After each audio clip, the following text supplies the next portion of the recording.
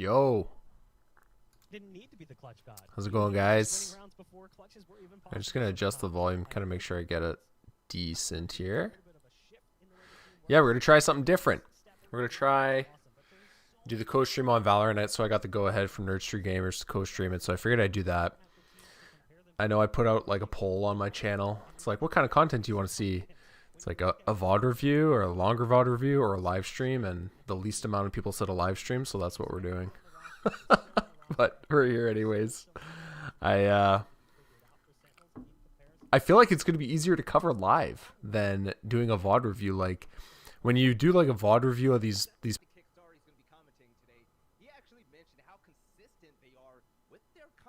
Okay, my stream just reconnected. Hey Jeremy Lee, how's it going, dude? So yeah, we'll try the live viewing of it, and I'll kind of talk about it.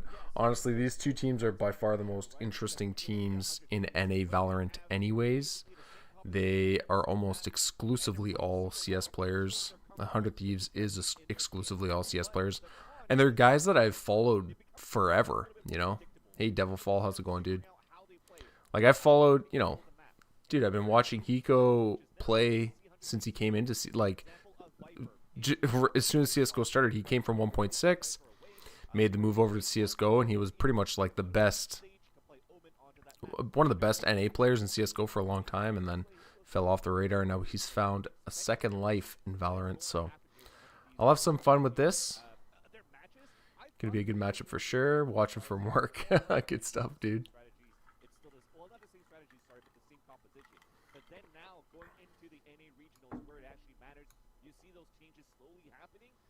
I'm looking forward to see if there's going to be some more of these changes against a team like Sentinels, who they haven't beaten since First Strike. So First Strike, 100 won it. They beat Sentinels. Yeah, this is pretty much the matchup to watch. So if I'm going to watch any of them, it's going to be this one. You know, I'll do this full best of 3, the full BO3, and then probably call it a night and watch the rest of the tournament later on. That's the plan anyways. But the other thing too, when you do the VOD, like, I like the demos that I do because they could be super high quality, right? But when you're grabbing it from a stream, like, the quality's not the same. So when you upload it, it kind of looks like shit. So that's one of the reasons why I decided to just live stream this, since if I'm live streaming, it's already kind of lower quality. Which team do I think will win? Shit, I don't know, dude.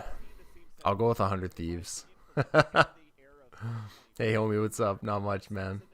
More Mario. I'll go with 100 Thieves, just barely, though. I think Ethan really is the guy that's... Like, he's put them into overdrive. Ethan, when he hit the ground running in Valorant, it's just like every time you watch the guy play, he gets better and better and better.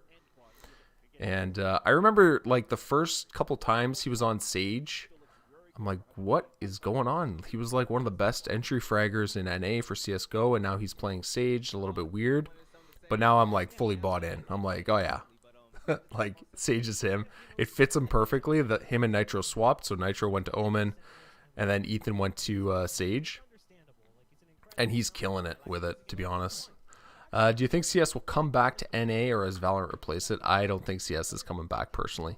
Maybe if there's a CS, CSGO 2, or if they make a new version of CS, which there hasn't been any rumors of or anything like that, but it wouldn't be that crazy. CSGO's already been out for 9 years, which was a longer life than Source had. Source, I think, was... it was 8 years old when CSGO replaced it or something like that. Or is that the length between 1.6 and Source? Anyways, CSGO is like as long as, or as old as Source was when it got replaced, basically. You're 30-60 on 100 Thieves and Sen, and you're 50-50 on the Team's Not Gonna Lie. Okay. Yeah, this one could go either way. It's kind of cool seeing, like, the Sentinels group. Like, I picture this matchup. Imagine this matchup happened in CSGO. Imagine Nitro playing a game against, like, Shazam and Sick. Nitro and Ethan, it'd be like a joke to them, right? if you like had a CS:GO match, one team has Nitro, Ethan, and even Steel was really good against like the player. Like Dapper was kind of he was an upperish Mountain Dew League player, but in CS:GO these teams didn't even belong in the same fucking server, right? But in Valorant now, like Sentinels has like they hit the ground running. They've stayed together since the beginning, and they're really the only team that, even since the beginning, they've been good. In such like a volatile game, right? Like TSM was really good at the start, and now they've completely fallen off a cliff. T1 was really good at the start. Now they've fallen off a cliff. Like when a game's brand new, it's very likely to have huge up and downs. And that's kind of why you see a lot of roster moves too, because a player that comes in and is great, well, the meta changes like every few weeks, right? So like a meta could come in that just does not work with that player, or he can't adapt to it. But what I'm getting at is Sentinels really stuck. Like they actually stuck around the whole time, which is saying something. Like to be able to stay in such a volatile meta, and they've always been like a top 3 team in NA. Shaz and Sick were called, but yeah, I know Shaz and Sick were in decent teams, but like they weren't even close to Nitro or Ethan in CS:GO. Sentinel versus 100 losers.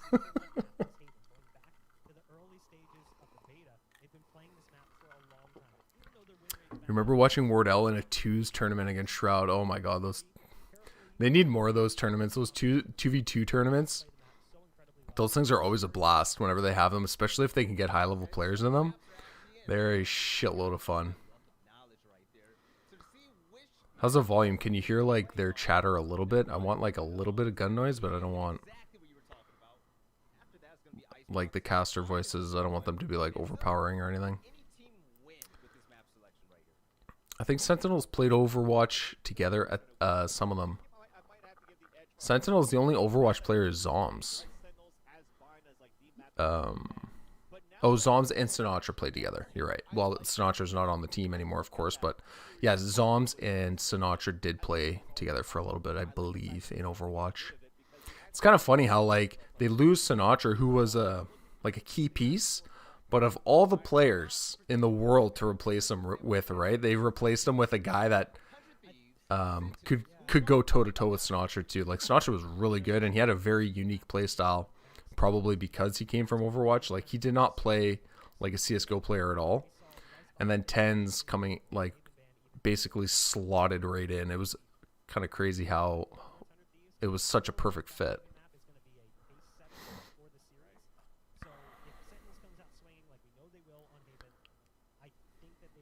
Do you think the CS cheating people, Shanks and Marved, will have their careers affected in Valorant? Yeah, I do. Even if nothing legally happens, like I've seen some chatter about match fixing not being illegal in Canada. Honestly, I don't know. I never really looked it up, nor do I.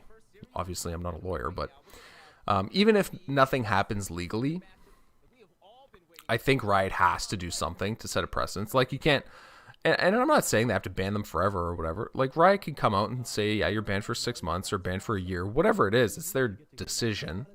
But I think something is going to happen for sure. The problem is it might be 25 players.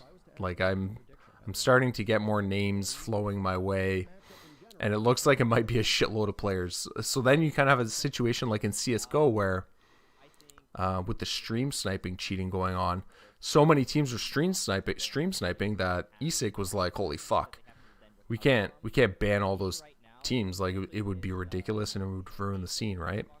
And I remember when iBuyPower was banned, it really set NA back hardcore for years. Like those were the best 5 players in NA. And yeah, Complexity at the time, like with Sean Gares and them, they were okay, but yeah, it was a big setback. I really hope the NA Valorant scene doesn't get set back. Like I hope it's not absolutely obliterated. The top level guys aren't in on it though, so I think we should be okay. I feel like Overwatch players have a unique play style like Baby Bay. Yeah, they do. They play totally different. usually more aggressive, and honestly, they're probably better aimers too. I feel like a lot of the aiming in CS:GO is very like clinical or very drilled. It's like it's not frantic aiming in CS:GO. It's a lot about crosshair placement, and it's a lot about just kind of looking at the right spot sort of thing. But the Overwatch players, I feel like their aim when they come in, like it doesn't matter the verticality that they're at or like the flicks that they have to make. I feel like they have probably better aim on average than CS:GO players, to be honest. The top level, like I'm comparing like a Sinatra to like a Ethan, right?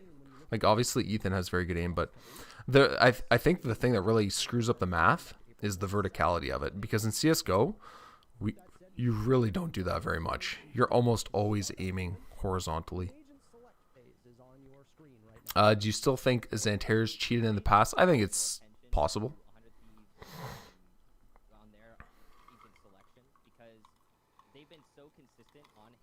I did watch my old video of him not that long ago, and I definitely went too hard on it. Like, I don't know. I guess you change as a person, right? Like, you change and you chill out. The old video, I still went too hard on it, but there were still some things I agreed with that I said, but I could have said it a better way. After finding your channel, the CS:GO Pro scene has left a bad taste in your mouth. Yeah, I know.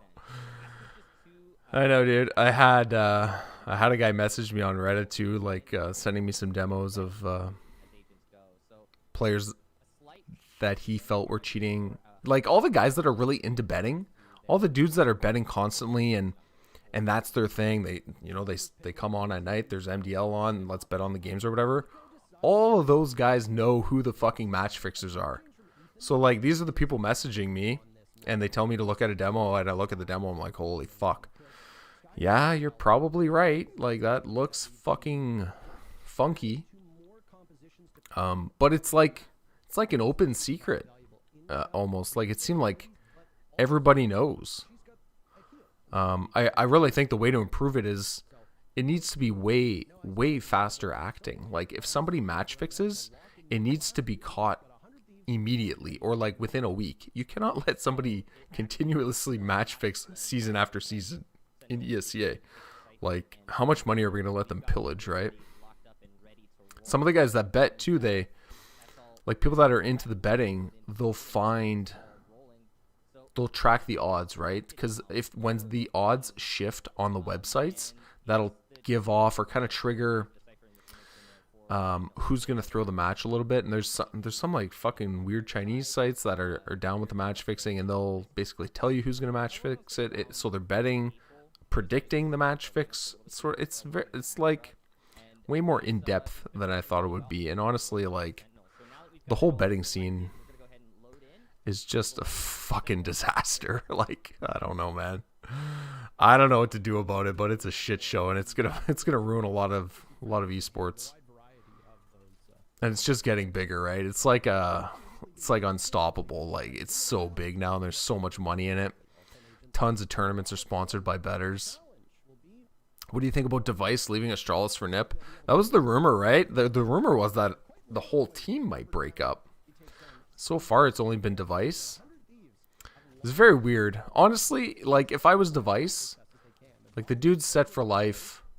He's proved everything there is to prove in CSGO. It's quite the push from 100 Thieves, eh? What the fuck is going on this round? I'm distracted talking.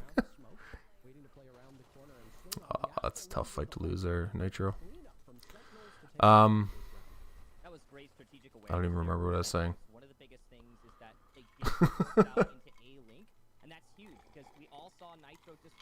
I got sidetracked.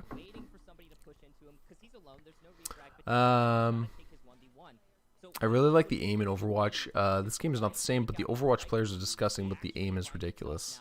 The way they aim is ridiculous. I actually never played Overwatch. Oh, I was talking about Device. That's what I was talking about. Thank you. Yeah, so he's proved everything he needs to prove in CSGO. So if I was him, and maybe I just didn't get along with the team, or maybe we just didn't see eye to eye with something, or I wasn't having fun. Like, if I was set for life, I had millions in the bank, I would live life, like, for fun, right? I don't need to win another major to get another 250,000 in my pocket or whatever. Like, if I feel like I'll be happier playing somewhere else or doing something else, then I'll do that, right? There's no reason for him to stick with Astralis for monetary reasons. He's already done it all. So just go have fun, man. That's what I think. You know, maybe he'll hate the team. Maybe he'll hate being on NIP. But he tried something new, and now, like, you know, maybe he's not going to live with regret, right? If he thought... I like how they push right out of the bomb site. Just fucking go take a fight. Like, if he would have stayed on Astralis, you know, he might have had regret, say, oh, I wonder what it would have been like to play on a different team. I never played on another team in my career. Like, I don't know. Just go try it. And then you're not living with that thought in the back of your head, right? If you go try it, it doesn't work out. Hey, at least I tried it, you know? Device has not proved that he's the best CS player, though. Yeah, but he's pretty fucking good. If you're top 3 in the world consistently, that's pretty fucking good. I don't know a lot about CSGO and the match fixing, but isn't there a chance that they have a bad game? For example, Tens has a bad game on Split. Remember what team he was against, but yeah. Well, that's the thing that I've seen a few comments like that.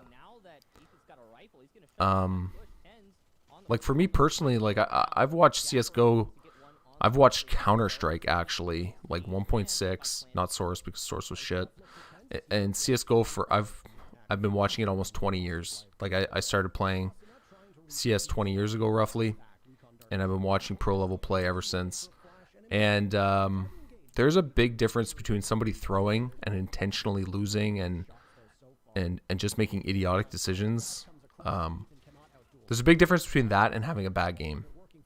And I just feel like a lot of the guys that have been around a long time, it's very easy to recognize usually, like, is this guy having a bad game or is he trying to lose, right? It's like,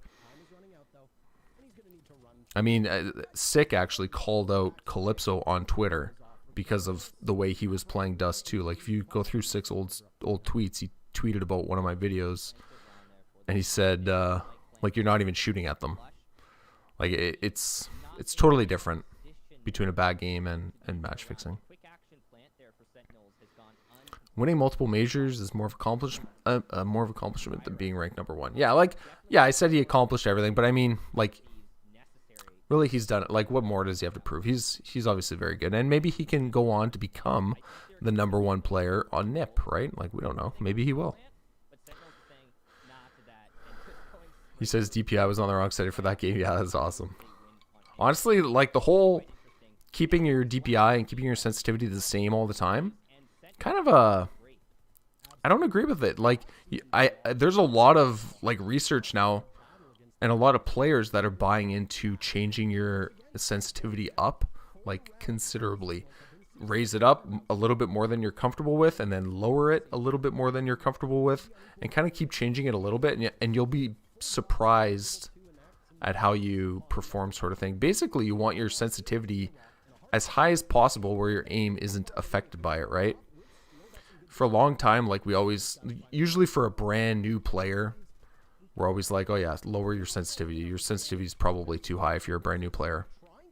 But now for, like, these pro level players, like, they want to be able to flick their crosshair on somebody as fast as possible without having their aim impacted. So it's a little bit different, like, game to game. I feel like in Valorant you do need a higher sensitivity than CSGO, just because I said, like, earlier, CSGO is a lot more tactical, a lot more coordinated. Like, when a site comes in, or a site hit comes in Valorant, it's like you're going 100 miles an hour in a parking lot. Like, the site hits in Valorant are at fucking light speed. So you need to be able to flick to the jet that's flying through the air, like a raise that blasted through the site. You need to fucking get your shit together, and you need to be able to aim very quickly. You're the best caster. I'm not even talking about the game, bro. That's like my casting strategy. Just ignore the game.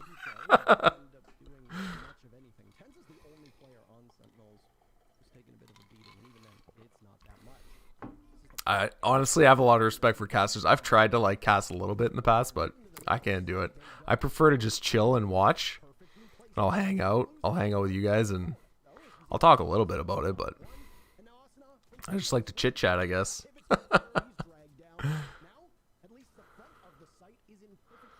It's a good start from Sentinels, though.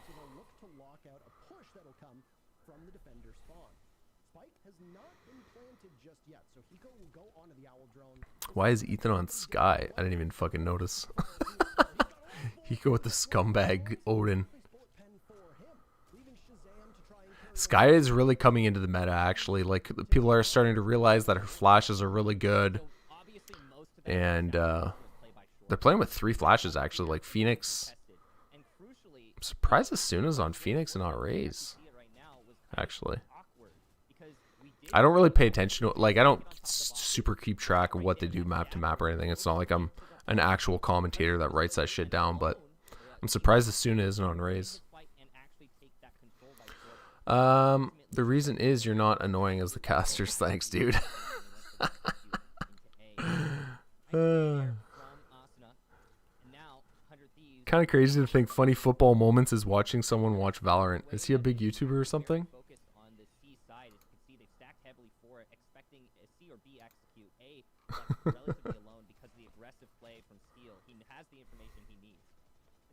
Yeah, I'm surprised that I find like a lot of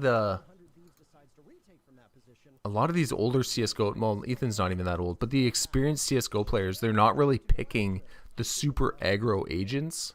Like I thought somebody on 100 Thieves should be kind of a duelist with Asuna, but now they're like fully bought into this one duelist comp, and it's working really well. And it's just like, obviously Asuna was a CSGO player too, so I guess this isn't, I guess it's not necessarily based on CSGO, but I was surprised Ethan didn't pick an aggro agent. Like he's always kind of played a little bit more slow-paced agents. But when you watch him play CSGO, like if you watch my CSGO demo review that I did of him, he's an ultra-aggressive entry fragger. You like the way Steel plays Cypher? Yeah. Every time you watch Steel play Cypher, he's got one more nerd tripwire or some nerdy fucking one-way cage. Almost every time I watch him play, it's like, you fucking nerd. And they always work too, eh?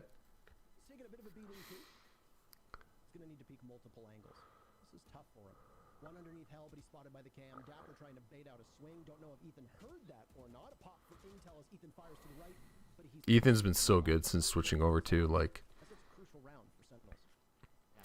there was a lot of hate that he replaced Dicey, but you know what? Ethan's pretty good, man. They lost their Jet, and I still think like Jet is really good in a lot of maps. Well, honestly, Jet's a really, really good character. I'm surprised. Jet just doesn't fit with the play style of anyone that's on 100 Thieves, right? So I feel like that's why they're not playing with her. Like none of them, like Nitro could op, but he's not an aggressive opper, so he's not playing Jet. Yeah, I just felt like nobody really fits into the Jet role, but anyways, they're making it work. And Ethan has been really good, even though he's been playing agents that I thought didn't really fit with his CSGO playstyle. You like the way Dapper plays on Cypher as well? Yeah, actually, I got a demo review of Dapper coming up. Should be out in a few days. Usually I'm trying for like every 2 days or every 3 days for a video. Depends on like how much work goes into them, but oh, that's a fucking bummer.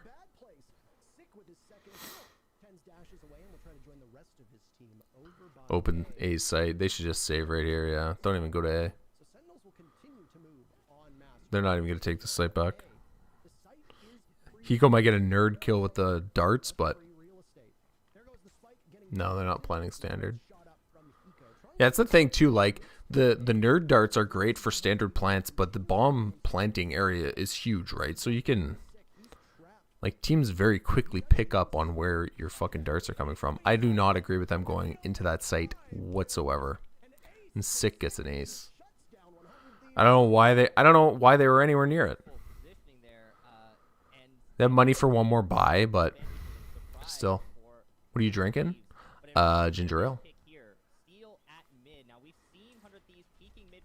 I didn't know you could hear that. Nitro dangerously close to 007. Oh, he's got an assist, so he can't go. But he could go 0-7. Yeah, I'm really surprised they went for that. Leaving Steel alone on A with the trip. I feel like there's not enough. Oh, Steel's dead. That's the other thing. Steel opping? Dude, I don't know. Steel, I think, is a terrible opper. I'm not, like, I love the guy, and I've been watching him forever. Actually, side note, the Steel player profile that I did was probably the best video I ever made. It's like an amazing video. It's the only video that I like that I made. But goddamn, he fucking sucks at opping in Valorant. He's not he's just not, he doesn't have like that X factor, right? Like, you're spending a shitload of money to op in Valorant. You better have impact, dude. Like, it's almost twice the cost of a regular rifle, plus the cap for money is only 9,000. So it's not like you're loaded with money when you're never, like, you could be money fucked immediately after buying an op. And I mean, opping on Cypher is useless as well. Like, I don't agree with it. I think they're going to move off that eventually. I feel like they should recognize that they have to move off of it. Why do gamecasters overreact? Yeah. Well, they make it exciting, right? Actually, one of the hardest things about making, like, the videos that I do, right? When something cool happens in the demo that I'm watching, I'll have seen it like 5 times by the time I do my voiceover, right? So it's very hard to have, like, make it like a genuine reaction come through when I'm recording the voiceovers, because it's like, oh, I've seen this headshot like 5 times while editing the footage together and watching the demo and stuff like that. It's like, now I gotta put my voiceover and be like impressed by the shot, you know what I mean? It's very weird. What are my thoughts on Asuna? I think he's awesome. I think Asuna is a killer, and he's gonna be around for a long time.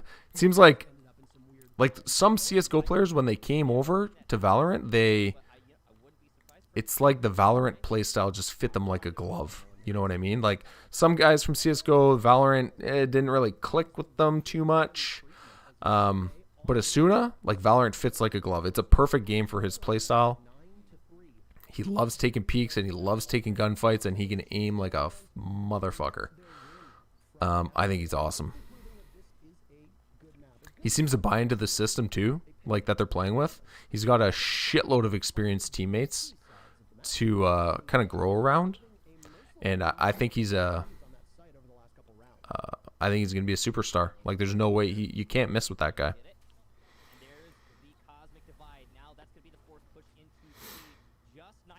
Who did Asuna play for in CS? I did a review on him, actually. He played for Triumph with Grim. Him and Grim played on the same bomb site together. No, it's pretty much the first one. First stream that I did. It's hard, like, depending on the time of day and stuff like that. Like, this time of day is usually hard for me to stream, but I've got a few hours to spare today, so I was able to get it in. I did not expect 100 Thieves to get smashed on this map, by the way.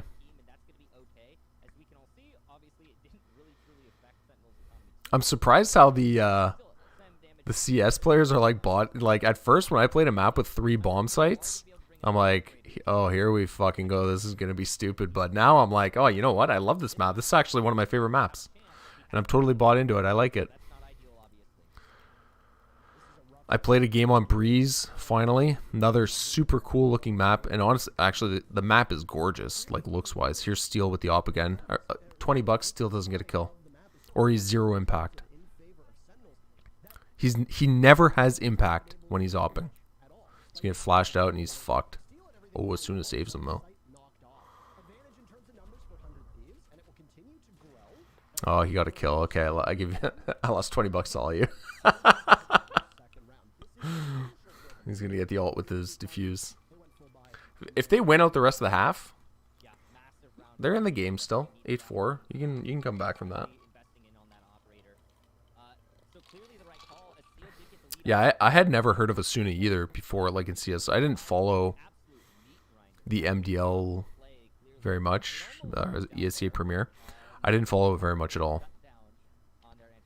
But he switched early. Like, a lot of the MDL guys switched really early because they weren't limited contractually to go over to Valorant. So they were able to, as soon as it came out, they switched and got on good teams and showed that they're really fucking good. And who was he playing with first? Immortals? Yeah, he was on Immortals first with Dicey. And then Dicey and Asuna came over to 100 Thieves after 100 Thieves like nuked their roster. They had 4 PUBG players in Hiko. And they just nuked that roster and started over with the better players. Honestly, the PUBG players weren't that bad, though. They just weren't as good as the other teams. Like, they were still good, though. Nitro. Let's go. That's another reason I'd be a terrible caster. I'm very biased. Is Breeze close to a classic CS map? I think yeah, I think so.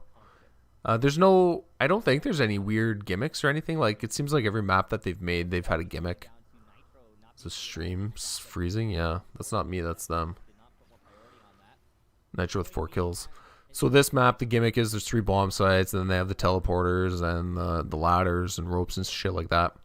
Breeze, I guess, it has 2 ropes, or it has a couple ropes to go up and down, and then it has a door that you can activate, but it's not really gimmicky. The map is big and a lot of open spaces.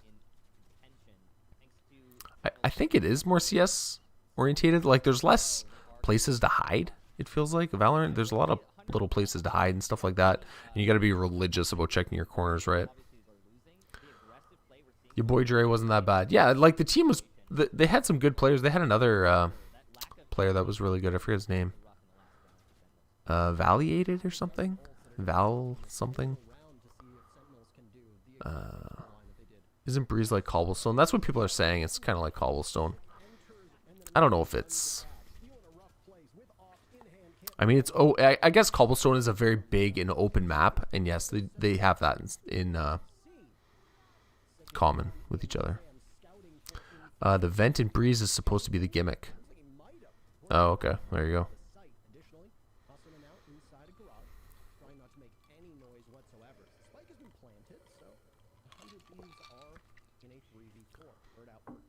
What a cool flash, eh? You could fly the bird through the corner. That's pretty neat.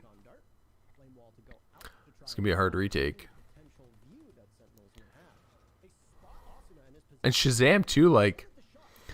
You know what? You got to have respect for the guys, well, Shazam and Sick, that have been in the game for a long time, especially Shazam. The dude's played CS for how long? And, like, he started before CSGO. He was a Source player. And he's been grinding and grinding and grinding. And he only made probably a decent salary when he was on Cloud9. Other than that, the guy probably made fucking peanuts. So he's playing for very little money. And, like, always on, like, a Tier 2, Tier 3 NA. Like, Tier 2 NA teams. Like, he was never on the Superstar teams. Yet he's still grinding, despite not making fuck all for money, you know? Like, he must really love the game. Venerated, that's what his name was, yeah. But yeah, you gotta respect. It's like those guys you see in minor league baseball, right? It's like every once in a while there's a minor league baseball player at age like 28 that they call up to the majors, and it's a big deal because it's like he gets that shot to prove himself, right? And it reminds me of that. A guy that's kind of plugged away and grinded for no money in the minors. And now he's finally got his shot at prime time on Sentinels in Valorant. And he's shown that he is pretty good. Shaz and Steel got beef. Yeah, they do. Yeah, they don't get along. I mean, yeah. I don't know if it's just because Shaz kind of ratted him out with the I buy power thing. I don't know if there's more behind it than that. It seemed like there is. But honestly, Steel doesn't seem like a guy that's hard to get beef with. I bet you Steel's got beef with a lot of people. And I'm pretty sure Shazam has beef with a few people as well. So it is what it is, right? They're just personalities. Doesn't Steel hate Shaz since he got banned from out? Yeah, he does. Some guy in the Nationals got called up last year at age 31 and hit a walk-off in his first game. No shit. I remember on the Blue Jays, there was some guys like that too. There was a guy named, because obviously I watch the Blue Jays, not because I'm Canadian. And a guy named Chris Colabello came up from independent league, not even from the minor leagues. He wasn't even playing in the minors. He was playing in the independent league where you make like, you're lucky to make like $30,000 a year playing independent ball. And he was, I think he was 30 years old, and he got called up to the majors. He was like a hitting coach in the off season. He would teach at the college as like a hitting coach, or high school. He was teaching at the high school, I think. Anyways, gets called up to the majors, plays all year because of an injury to like a normal player, and he hit like 330 all year. Like he fucking was lights out. He couldn't field to save his life. Like he was a terrible infielder and outfielder, but the dude could hit.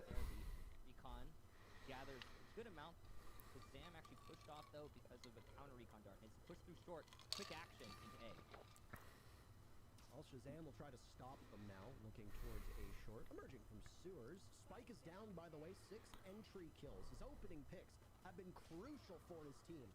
And now do a jiggle peek now. As he So much aggression, eh? Like there's always, you cannot sit back and chill as defense. You got to push, take fights. You need a slice of map control, right? Wherever you take it, wherever you want to take your slice of map control as a defender, like choose somewhere and kind of make a coordinated attack on it, but you cannot just sit back and chill in the bomb sites like you can sometimes in CS. You're going to get fucking wrecked.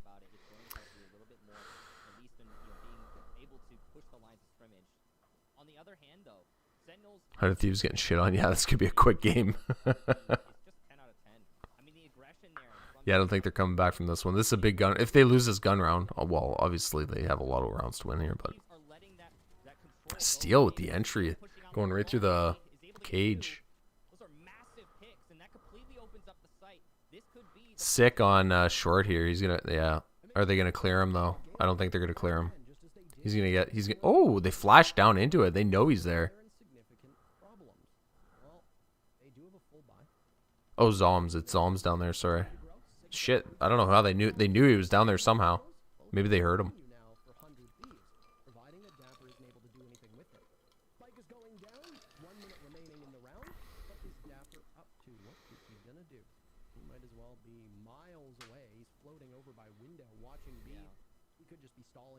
Yeah, that's not my stream dropping frames. That's them.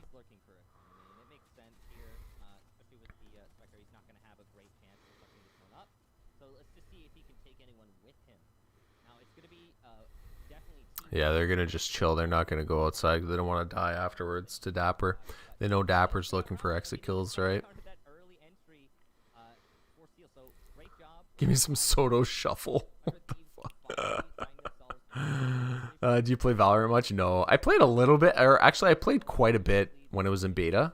Yeah, I put in some pretty decent hours in beta. I don't play much anymore. It's hard. Like, you know, you only have so much time in a day. And usually my videos take quite a bit of time. Usually 4 or 5 hours per video, and I'm putting out usually one every 2 or 3 days. So then I have other bullshit like work and a wife and kids and all that stuff. So I don't have too much time to play. Honestly, I think it's probably like I would prefer to just chill, not play very much. I'll watch the pro scene, make videos. I'll probably stick with that. And the thing too with playing is like, since I don't play much, I'm not as good as I expect myself to be. So I get mad. I get mad very easily. And like when you set an expectation that you're going to be, you know, this skill level and you expect yourself to hit these shots, and you can't do it because you're not playing as much as you should, and you know, you're getting older and slower sort of thing. Yeah, I just get frustrated, I guess. Just like honestly, it's just like in real sports. Like I used to play tons of basketball when I was young, but now that I'm in my 30s and I go play basketball, like I would never competitively play basketball nowadays because I'd get so mad. I can't jump, can't shoot, can't do anything anymore. It's just like older people tend to shift towards being spectators, How old are you? I'm 33, I think.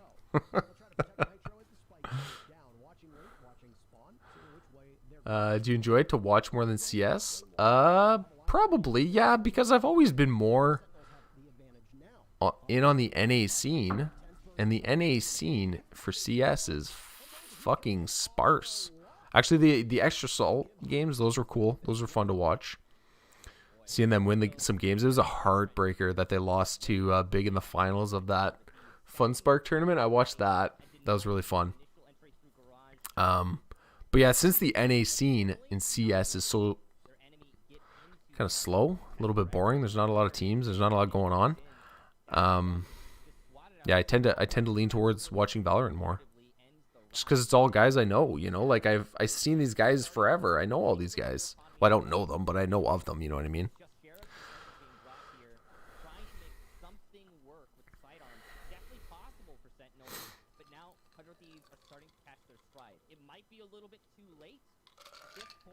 Thoughts on TSM and Valorant? I think they should have cut 2 players 6 months ago.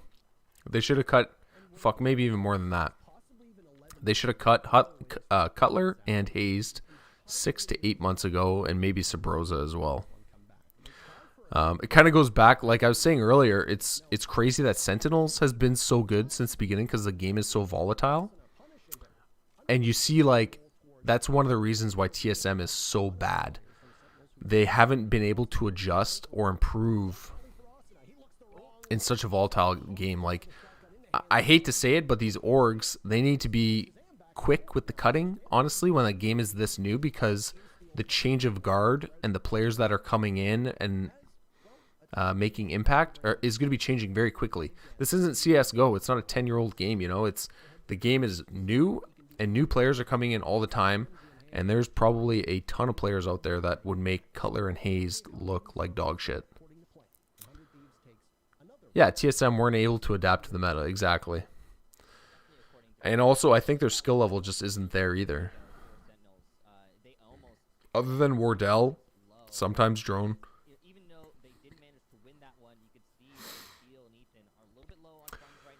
Do I have a favorite team? Yeah, I'd say probably 100 Thieves. Probably. Honestly, I'm not... Like, I don't have too strong of an opinion. Oh, did we just see a nerd? We saw a nerd Cage there from Dapper. I agree. I don't know. I'm biased because I love Sabrosa, but I think they should have cut Hayes and Cutler a long time ago. Yeah, and I mean, I'm not saying they're bad guys or anything like that. I'm not like, it's nothing against them, but like, that's just the way it works, man. Like. TSM's a big org. They should be aiming to get it done, not take care of their players' feelings by not cutting them, right? So I don't know what the decision-making process was there. Maybe they felt like they couldn't find better players, but they could have gambled on like a young MDL player or something like that.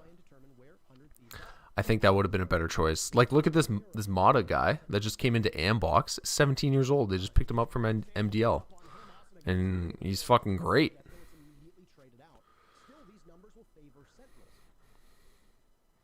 I don't think Hayes is very good. Yeah, I know. I love Hayes. He's been around. He's been in the scene forever, and he's always been a nice guy. He's always been a good guy, but I don't think he has what it takes to be a top Valorant player. Opinions on Envy, if any? Envy, I'm surprised how good FNS is. Just because FNS was another guy that I would have kind of clumped in with Hayes and Cutler as CSGO players that I would have expected to eventually fall off or not be able to keep up with the firepower that you kind of need in Valorant.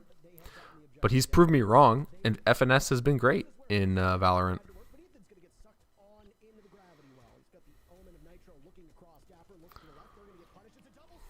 Well, here we go. They're making a game of it, boys. They're making a game of it. They're getting close. Sentinel's got to save. They're Deagle up.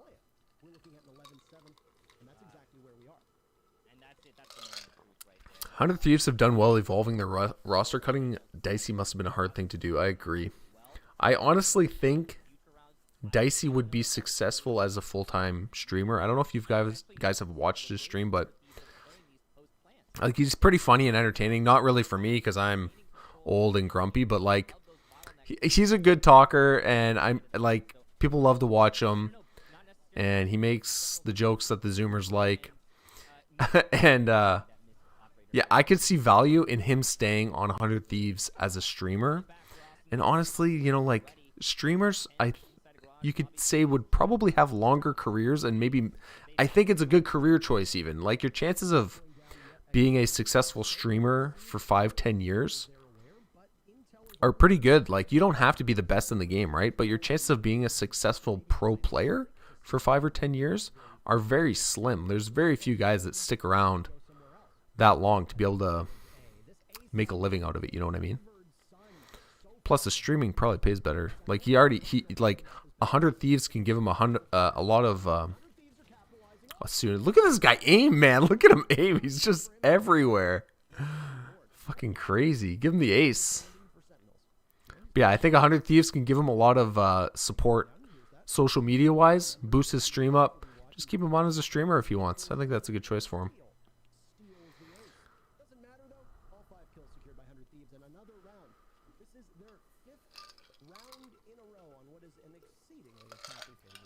You hope the game doesn't turn out like yesterday's game versus Envy and Xset. I actually didn't watch that game.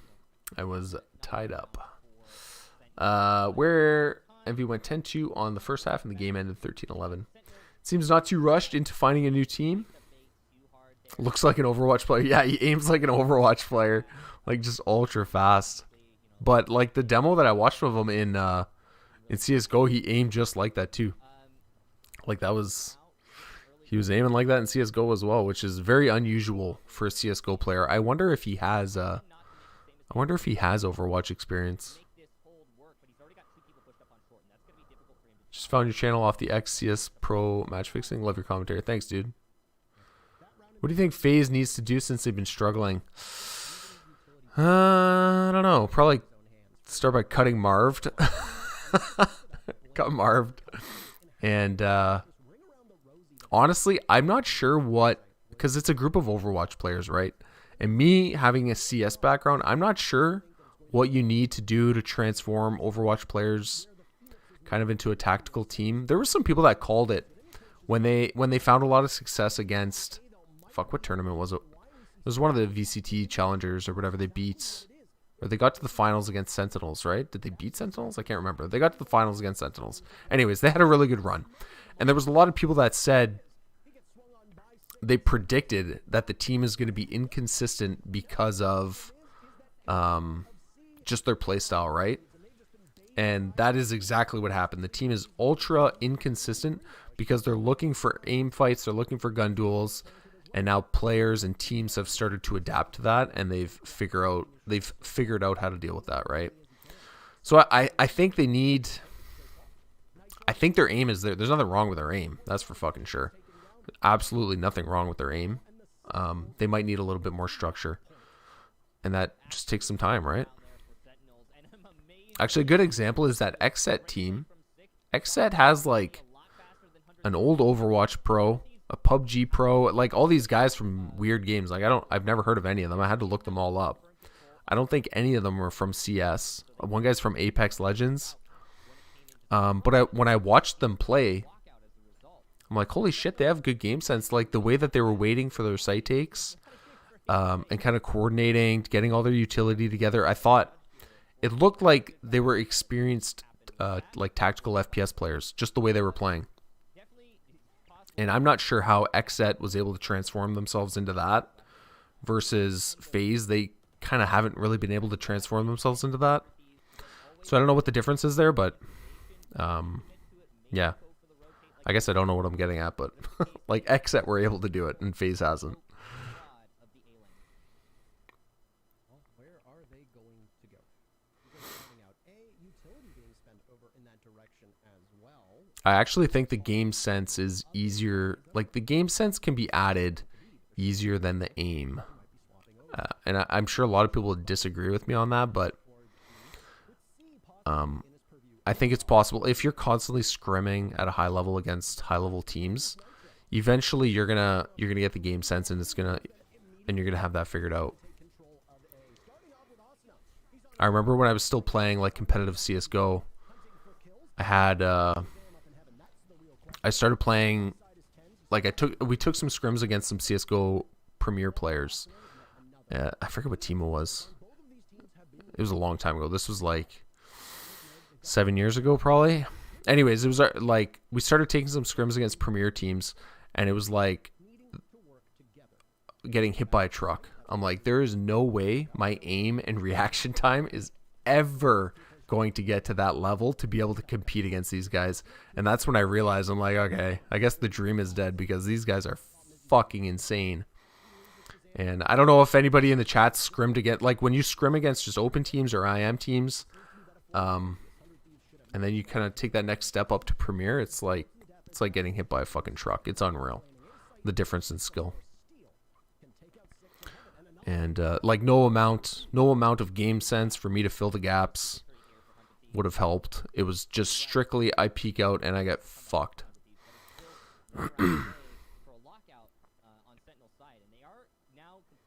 Okay, back to the game. That was a long tangent. 12-9. They're still in it. And Sentinels saving here, so this is going to be a really close game by the end of it. Would you say it's genetic? Maybe. I don't know. Like, I took long breaks, you know. A lot of the talented players, you know, they'll grind for a year or they'll grind for a long time without taking any breaks, right?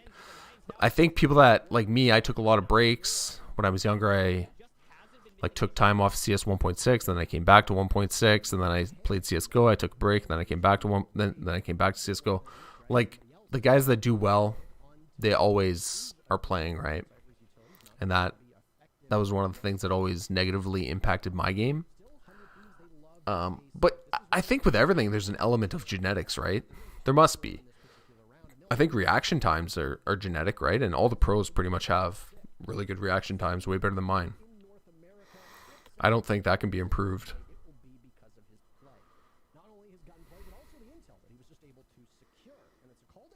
I felt that just playing Pugs in High Immortal Radiant and then a level 10 Face It, where the high level advantage players and the NBL players were just on another level. Yeah. That's how it felt for me anyways. Yeah, as soon as I played them, I'm like, we played a few scrims against them. I'm like, all right, it's the end of the road for me, boys. I'm missing the game here. I'm talking so much. Look at the game by Asuna, eh? 24 kills. Damn.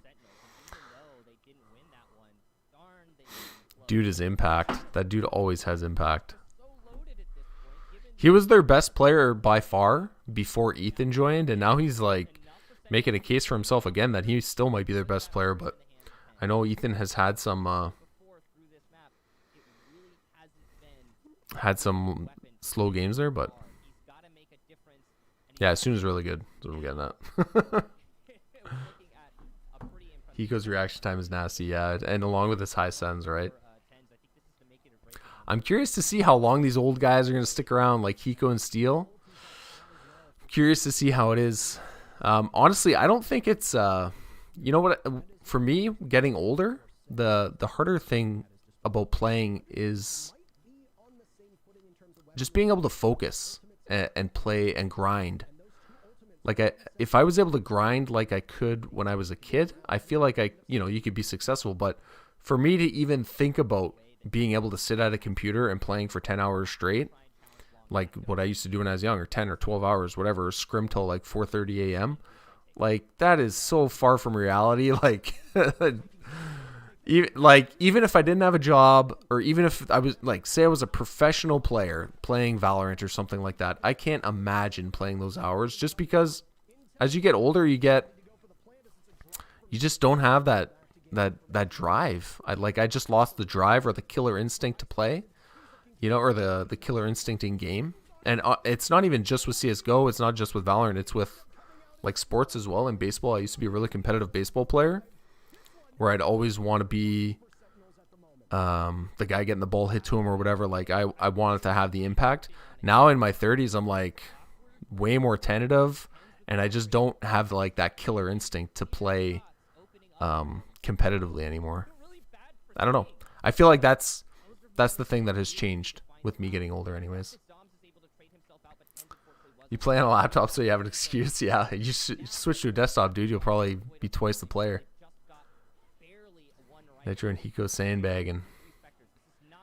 Hiko's life is Valorant and he does nothing else. Yeah, that's honestly that's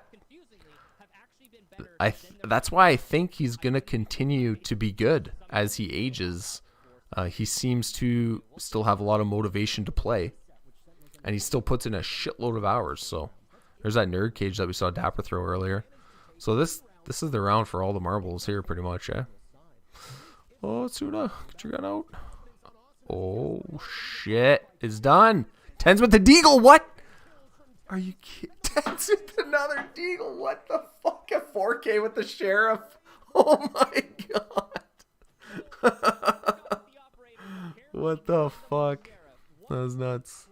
That was a good end to the game, actually. That's funny. Shit. Once you hit 25, shit changes you. You can't do it anymore. Yeah. I was still, I'd say it was 30 for me. Maybe it's different for different people, you know. But yeah, you definitely lose like the killer instinct. Like if you come from a competitive background or a sport background, once you pass 30, you definitely lose that killer instinct.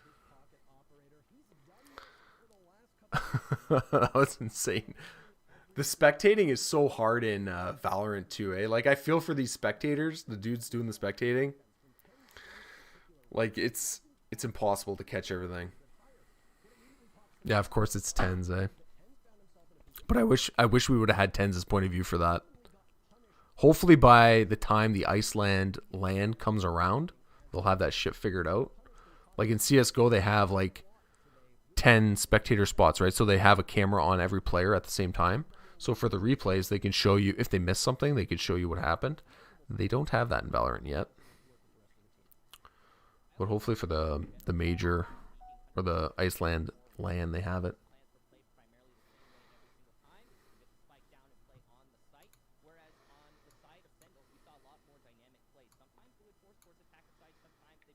God, we're back. I'm going to get some water. But it was interesting to see the dynamic there. I think Sentinels just proved themselves a little bit more adaptable, and I think that's always been the story going into this match. But anyway, that's it for map number 1. We'll go ahead and throw to a break before we get to the analyst desk and then map number 2.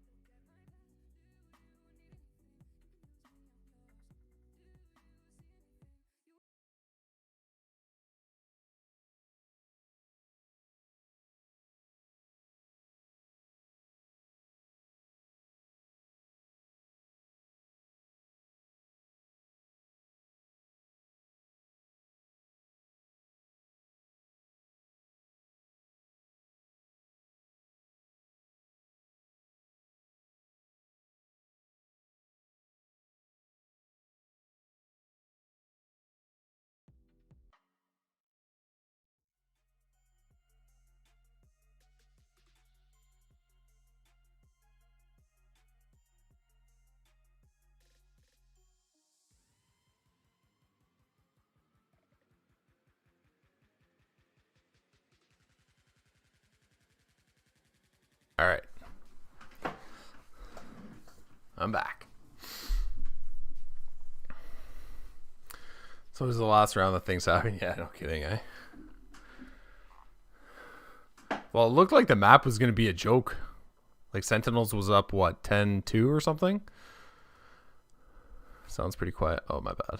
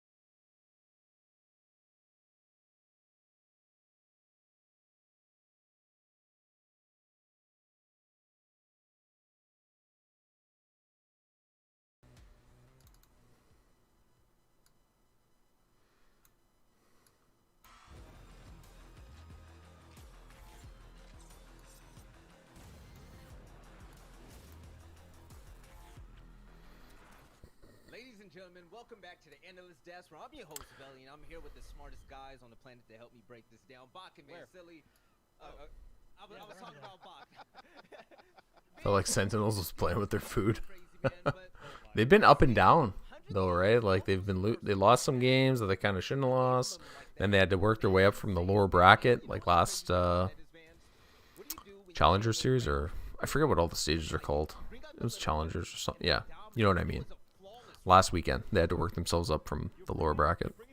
Then they beat Cloud9 in the finals. Kills, but I know that Sentinels are usually really good at recording the POVs and then retweeting it later, so I'm pretty sure that's going to get a lot of hits. if they have that Spray down.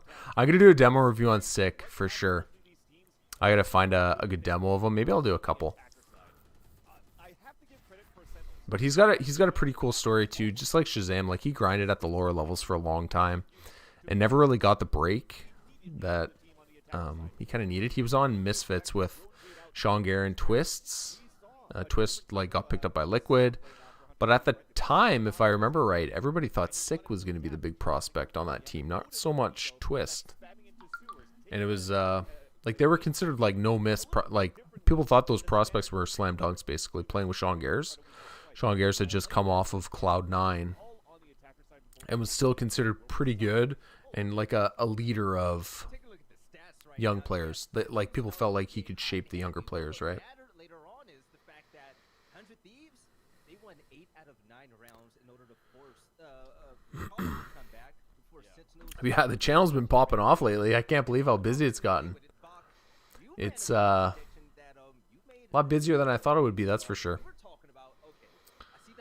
People have been even the stuff that like I didn't want to get pigeonholed into doing like just match fixing stuff or stuff, you know, like so I put out that Mata demo review. I did the Asuna one, and people enjoyed those too, so pretty happy about that. Because Tens actually started off with an incredible sprint to get ahead of the race, but it was like a matter of the That hurt to watch, is on you saying, yeah. great start, and then I'm trying to think of who the best teams to represent NA 21 kills for Sick, 20 kills at the LAN will be, and I think it has to be 100 Thieves and Sentinels, right? close, but it could just you watch I'm not sure. It's got to be. where Sick was It's really probably those two though. coming into his own, and the shine started to Because honestly, what I want to see is like I don't even care that much who gets to the Iceland LAN. I just want to see. basically Yeah, Shaz is Canadian, right? Yeah, picking up some big plays.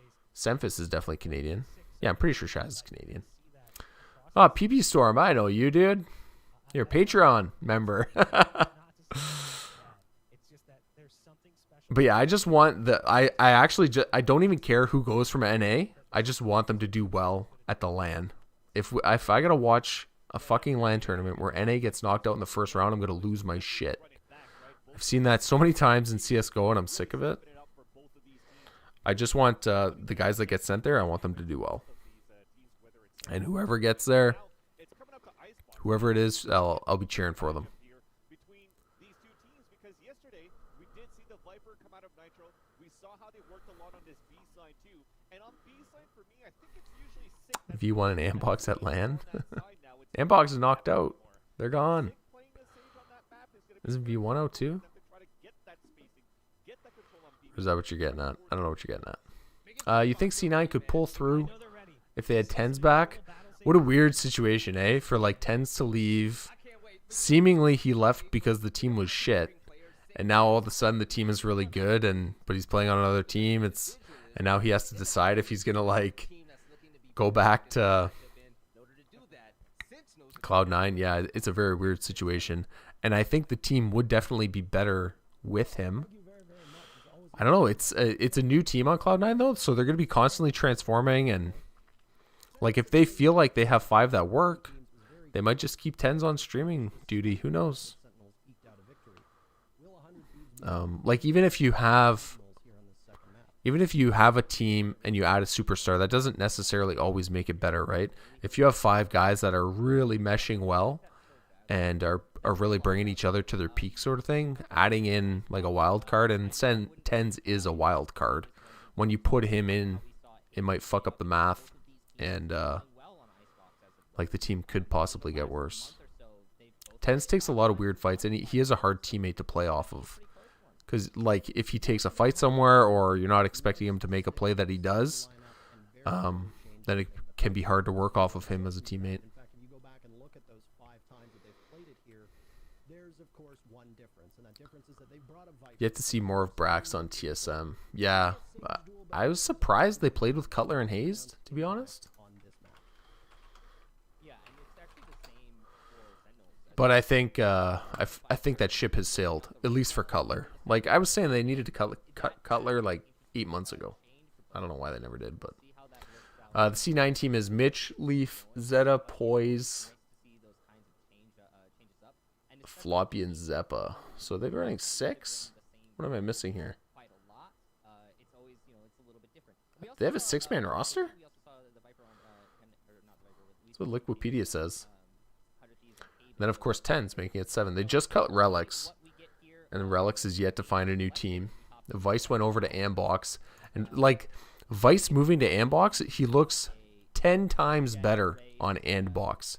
It's weird how you can just, Dova and Viper, just like we saw. like, change teams sort of thing, and if you just mesh better with the guys, like, you could see a big change in a player's skill level sort of thing. Like, Vice moving over to Ambox, and he looks great. No, they're actually gonna Ambox look really good. pretty much Like, I know they're knocked out and everything, and they're not obviously not a top 3 team, but I think for the players that they have on there, they're making a lot work. Kiko and Michael are both going to play her. She's actually so in the meta, Michael, that she's going to appear 3 times in this matchup. So, yeah, we'll do Tens is mechanically insane, but also insane. if Yeah. you read the patch notes, there was actually a rule that allowed duplicate agents to come. No, I'm kidding, of course. It's kind of why he was like a good fill for Sinatra, right? Because Sinatra was a little bit Against Team 1 and T1 when they ended up weird as well, like the way he played. Like, he could be hard to play off of or a little bit unpredictable. this time. So, so 100 Thieves. yeah, Same thing. Zeppa's not playing for this tournament? Okay. a little bit more. I mean, I'd love to dive straight into it. Yeah, so foregoing the Raze, bringing the Reyna instead, and it's going to be the same for both of these. Nitro on the Viper. Backwards for both of them. As in more recent Ethan back on Omen. 100 Thieves versus So they're going to go Sageless on Icebox. the Raze instead of the Reyna. So I don't know. I think Who else was doing this? I can't remember.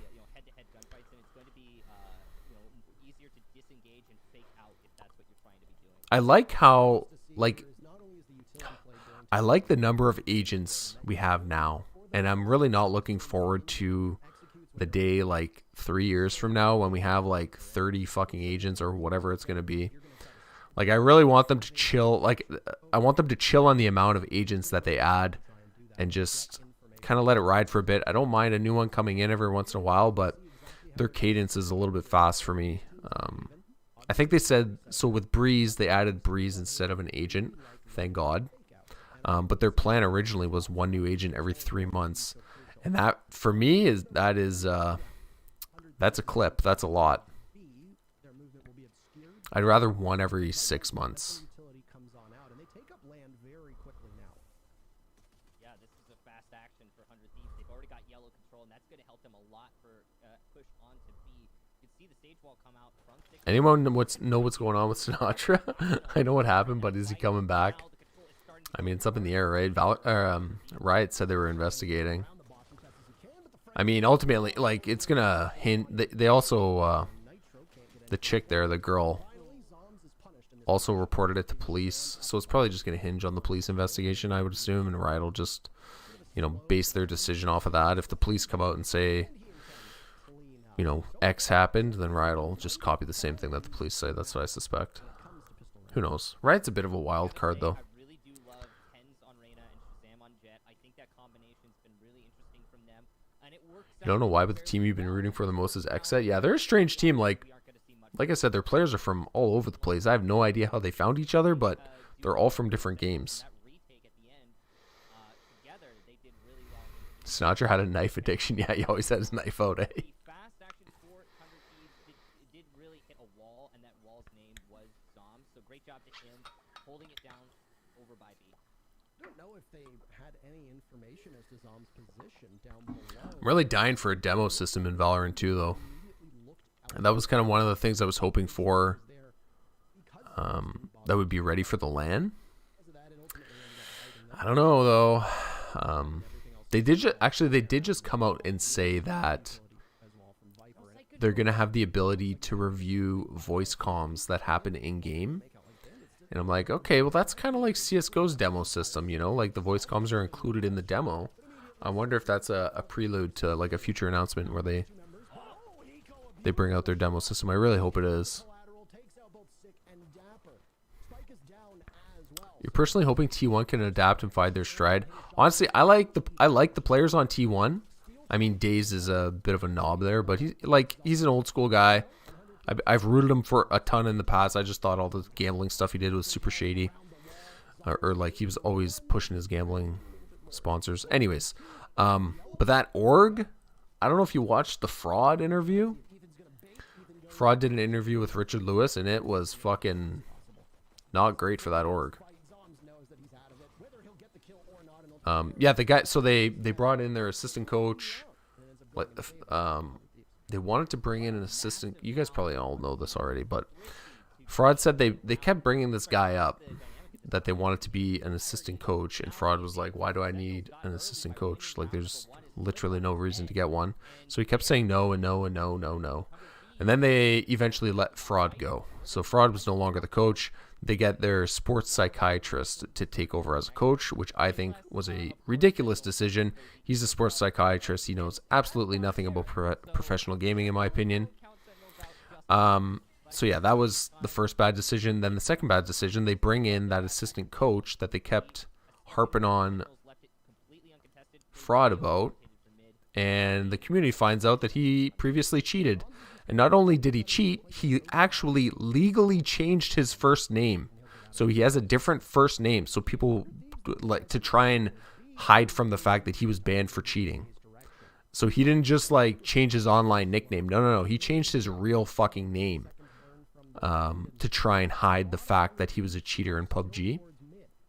And honestly, like the whole cheating thing, like there's tons of guys that play Valorant that have cheated in the past. Like Baby Bay has cheated in the past, but the difference is like Baby Bay owned it and he was a fucking man about it. He didn't bitch and moan, or he didn't try and hide it. He sure as shit didn't change his first name. Like if you're gonna cheat, own it, be a man, say I did it, do your fucking time, and then come back when people are ready to accept you back. Don't try and weasel your fucking way out of it. And the fact that he was able to weasel his way onto T1 is ridiculous. Yeah, I guess he got in with the leadership at T1 saying that he could help their team strategically and review their demos and shit like that. I honestly have no idea what he's going to bring to that team. Anyways.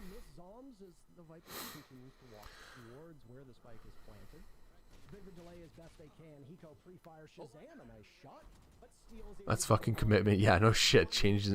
Actually changed his fucking name. Like, what are you doing, dude? Just be a fucking man. Just admit to it.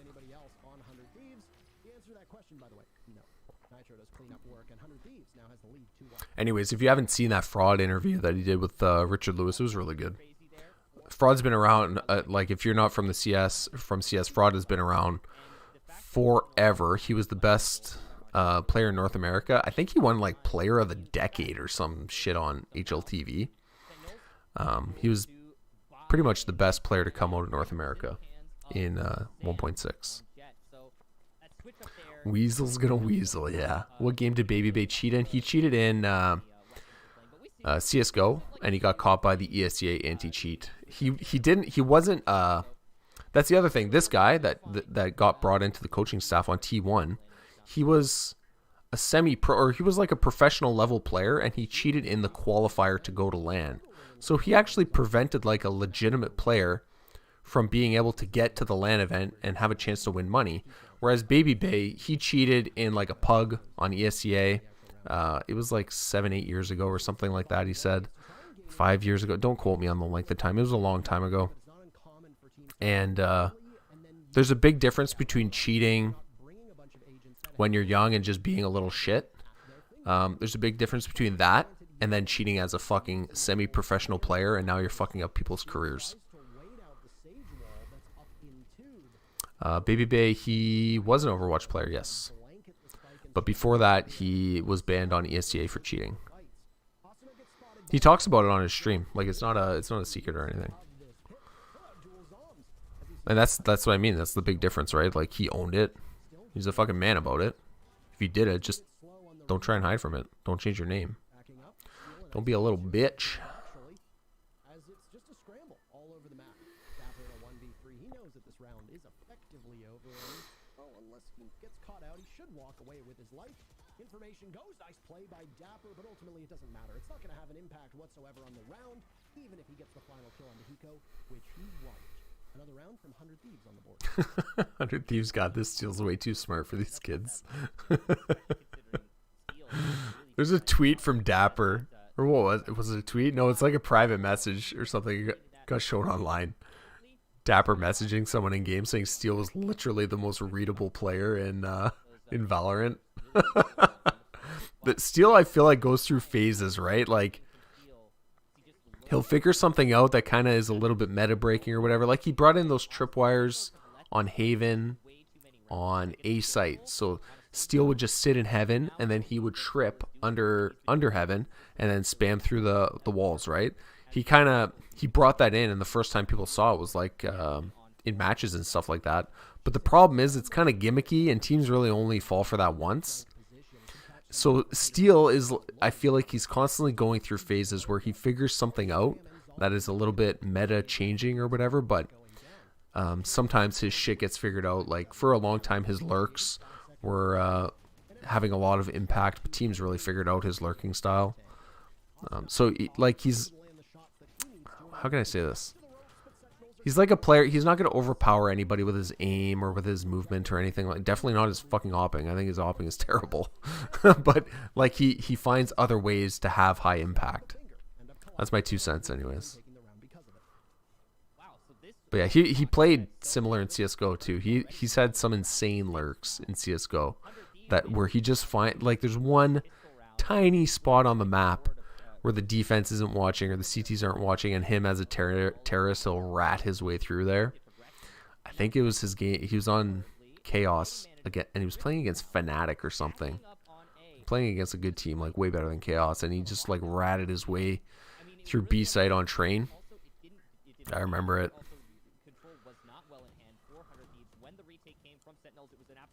But yes, for like those people with lurking styles, the meta sometimes really changes. Like look at Get Right from CS:GO. He went from fucking most insane player ever when CS:GO came out, and then people could just read him like a book. They knew that the lurk was coming, right? Same with Happy from LDLC.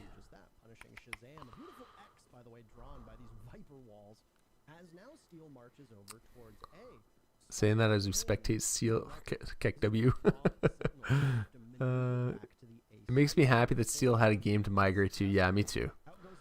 That's another, like I said, the story about Shazam, how he kind of grinded in the minor leagues. Like the same's true for Steel. Like you cannot say that he does not love playing CSGO or playing tactical shooters. Right now he's playing Valorant. You can't say he doesn't love it, man. He did it for no fucking money for how many years, and he didn't make a fucking dime, right? The dude obviously loves playing. Well, I'm sure he made a couple dimes along the way, but you get what I mean. Like the salary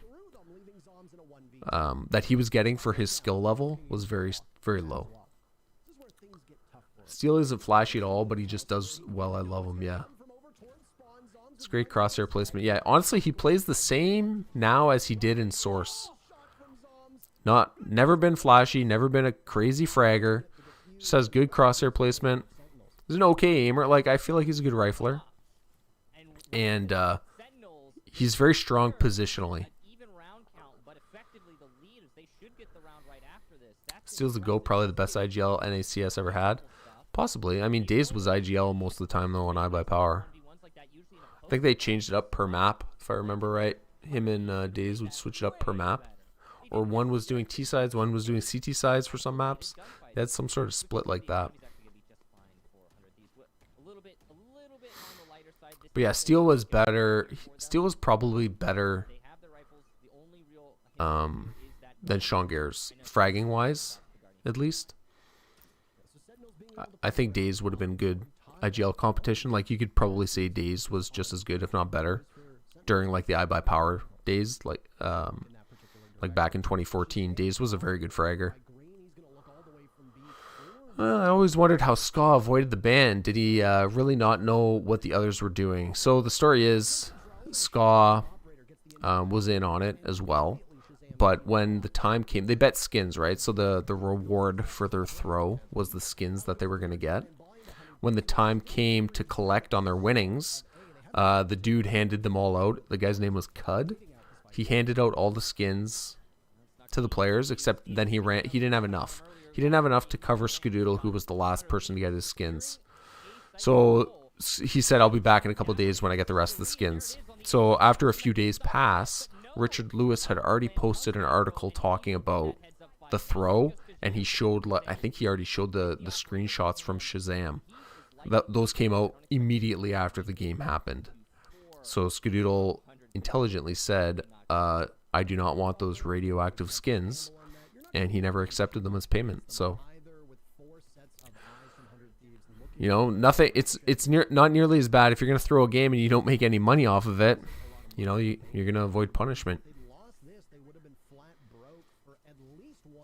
Is there a possibility that Tex would be unable to play in Iceland if they qualify and the match fixing case evolves?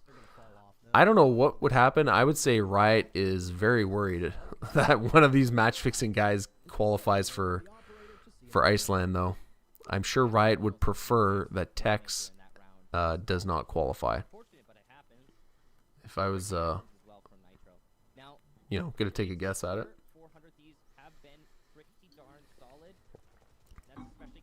Yeah, Magadog, the story is pretty much out there. There's a few variations to that story on exactly kind of what happened. But that's basically the accepted kind of the gist of it. How much were the skins worth? They said they were roughly $700 per player is what they threw for. If I remember Richard's video on that, that's what he said. You guys are really making me dig into the fucking memory bank here. Holy shit. Why don't you ask me something from like 6 months ago instead of 6 years ago? Or like, I bet Power was even longer than that, I guess. But in terms of ult usage right now, a much healthier economy for 100 Thieves, as well as Asuna, Hiko, and Nitro having access to their ults if need be. Only 10 and 6. honestly, it's a shame with Tex, man. Like, he's really good at Valorant. He is very, very skilled. He's much better than Shanks. Sorry. Fuck, he might even be better than Marv. Like, Marv isn't that good. But Tex is really good. And he really fucked himself. Made a bad decision. It's just like the cheating thing, though, that I was talking about with like the T1 coach there. If you match fix, man, don't be a bitch about it. Just like when you get caught, say you did it. Say I got caught, I fucked up, and I'll do my time. Ideally, he doesn't go to jail. Ideally for him, anyways. He doesn't go to jail or anything like that. But don't try and weasel your way out of it. Just be a fucking man about it and do the time. Gotta keep me on my toes. Steel Fire sold a lot of his skins shortly before he got banned. Yeah, he posts. Yeah. I talked about that in my video. Again, if you haven't seen my video, my player profile on Steel is by far the best video I've ever made. It's very good. If you want to know a little bit of history about Steel, it's by far the best video I've ever made. What did I have for breakfast? Nothing. I never eat breakfast. That was an easy one. Yeah, so Steel posted on the ESCA forums selling all his skins. So, like, everybody knew about this throw, right? Like, it was all over the fucking news. Richard had been reporting about it. Everybody knew that it happened. Like, everybody was just kind of waiting for Valve to do something about it. But everybody knew. So Steel posts selling whatever is like $800 worth of skins. He was selling them all for like $500. People are like, dude, what the fuck is wrong with you? Like, could you be more obvious? Anyways, yeah. I think the thread, like when I made that video, that player profile video for Steel, the thread was still active. I don't know if it still is, but like I took some snippets out of the thread. It's like, dude, you're a fucking dumbass. Is Marky playing Valorant too? No, Marky's not. He's He's on extra salt. He's doing well. He's doing well in Europe right now. He just played a couple tournaments. They made it to the finals. This is their first time in EU, extra salt. I don't know if Marky has ever competed in EU. I don't think any of them have competed in EU. But they made it to the finals in their first tournament. I think they won 50,000 for coming in second. They almost won. They were like just a couple rounds away from winning. And they would have made 150,000, but didn't happen. Big beat them in the finals.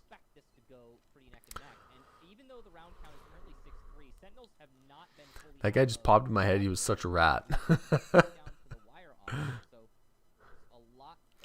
Yeah, there was a lot of like Steele as well did not like Marky. Steele constantly accused him of stream sniping, which I coincidentally also have a video on. That's probably the only reason why I know about that. But that's another dude, man. This guy just stuck around. Like, that guy's been around forever now. They have 3 more rounds to see if they can outpace Sentinels more than they can when they were playing yesterday against Anbox. And it's finally starting to pay off. It looks like they're on some small little org called Extra Salt, and they're winning games in Europe and playing really well. Okay, what's going on with the game here? It's a good T-side. I don't know about this Icebox map, man. I think they gotta, like... This map has to get phased out. This map is fucking garbage. I fucking hate it. It's by far their worst map, in my opinion. Nitro with 4. Sick.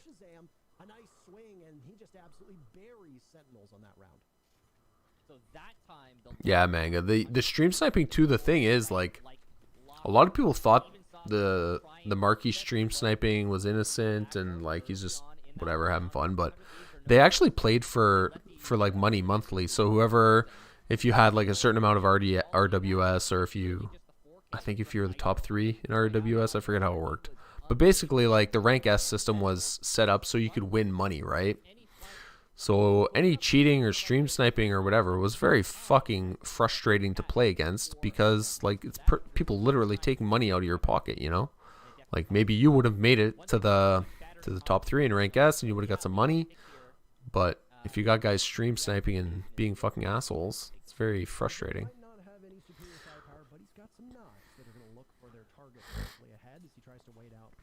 The video's so funny with him and Dazed Steele when he stream sniped. Didn't they find him in his chat or something? Or they searched his name on Twitch, in the Twitch chat, and they saw that his username was like in Steele or Dazed's Twitch chat.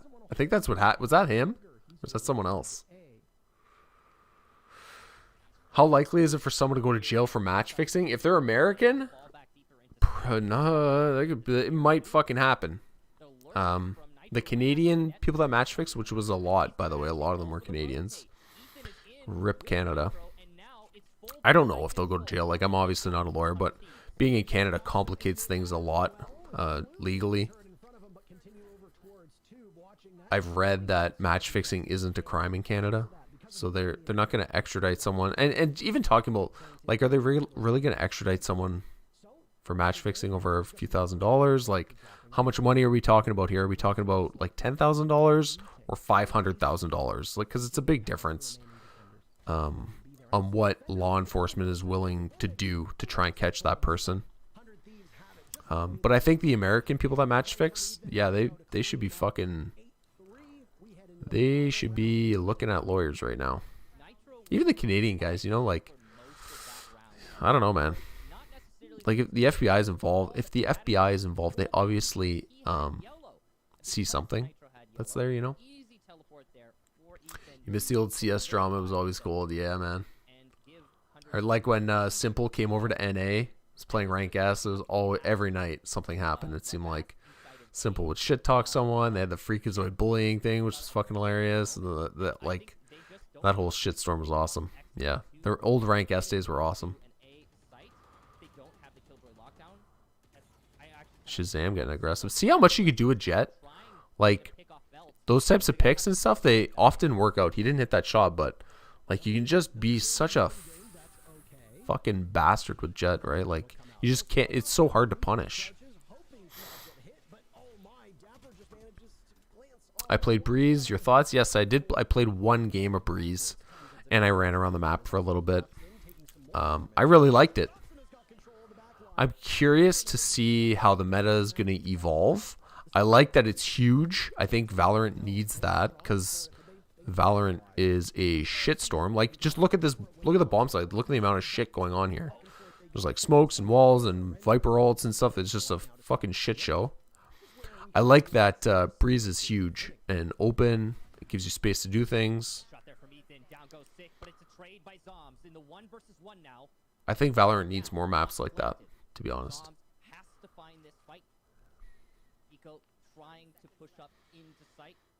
You're thinking the scene could use a rank S for Valorant. Yeah, even I'm excited that they started 10 manning in Valorant. Like, that's gonna be good. Early CS:GO, that's all it was 10 manning, right? Because there was no rank S or anything. How does Hiko win that fight? Just like slow walks into him. It's crazy. Well, the good news is that the bleeding is at least stopped for the time being because you've got this mandated breather as you switch sides. 100 Yeah, I was always surprised watching these pro players play ranked and they sit in queue for like half an hour. Like, how is that helpful to your skill or your time? Like, that's such a waste of time for a pro player to be sitting in queue for half an hour. I couldn't believe it took so long for these guys to start 10 manning. Actually, as soon as Nitro switched, he was 10 manning basically. He was playing like with his friends that weren't quite as skilled as him, but there were some really good players, like some old Source professionals. Ghoul, if anybody remembers that name. But basically, as soon as like I caught Nitro's stream, as soon as he switched over to Valorant, and he was 10 manning. So some guys were smart enough to not sit in queue all fucking day.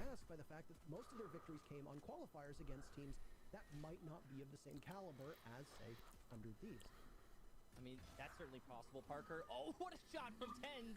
But at least they can land shots like that. So, I mean, Lurking and map control on Breeze sounds fun, especially with how it'll change perceived ability density. Yeah, it seems like a lurking map, to be honest. I don't know at this point, Parker. I forget what is it. I don't know which bomb site, if it's A or B. The one with like the water, and there's the thing in the water you plant in the water. I feel like that bomb site's gonna be really hard to hold as a terrorist, like post plant, and you're gonna have to rely on your lurking players to kind of lurk, flank, or whatever. Like, it seems very easy to get pushed off into the hallway that you kind of come from as an attacker. But we'll see how the meta evolves. Maybe I'll do a video on that, kind of like analyze the meta on it. Thought about doing that. I don't know if people would watch that.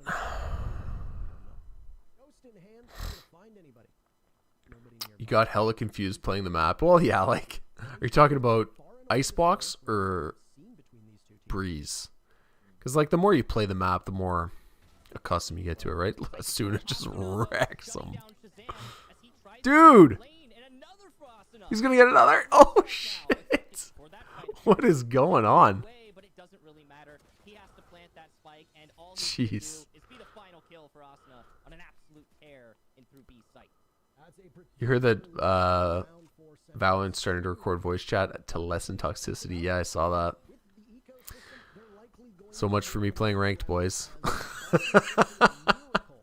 No, I'm only toxic with people I know. Isn't that weird? Am I the only one that's like that? Bomb with the water is A site? Okay, cool.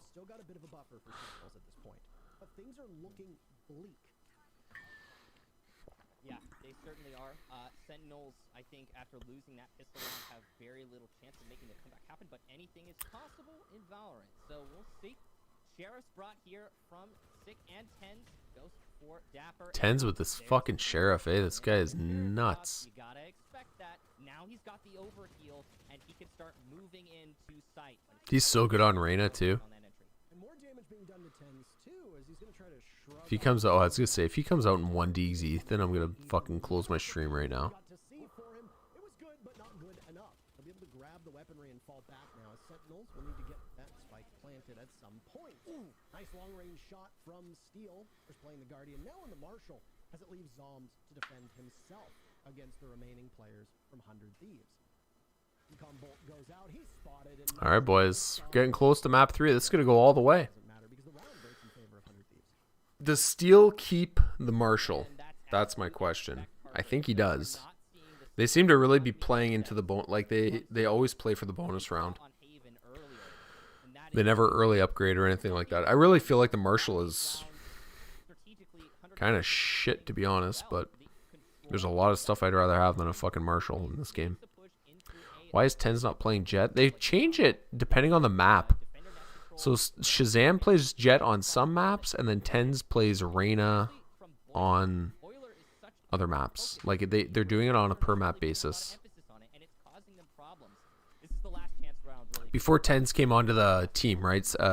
Shazam was basically the full-time Jet. Or die, as you would say, as 100 Thieves are getting chased off of their position, but they fight.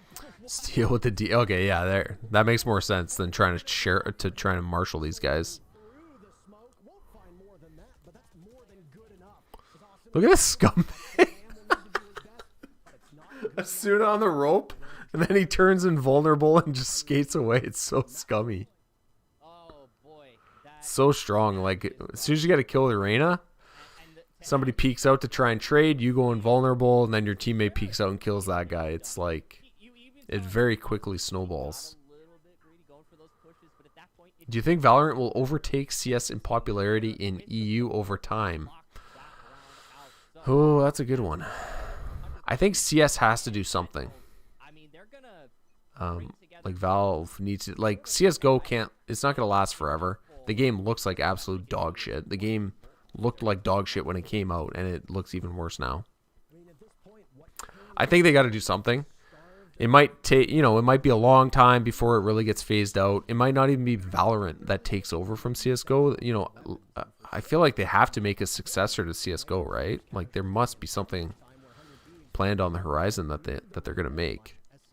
I'm sure they're gonna royally fuck it up, but they have to try and do something. They can't just rely on CS:GO for 15 years. Like they got to do something, right? Time to work with, still a minute to go, but Steel shuts down Dapper, putting us back on. I'm surprised how few guys switched in Europe though.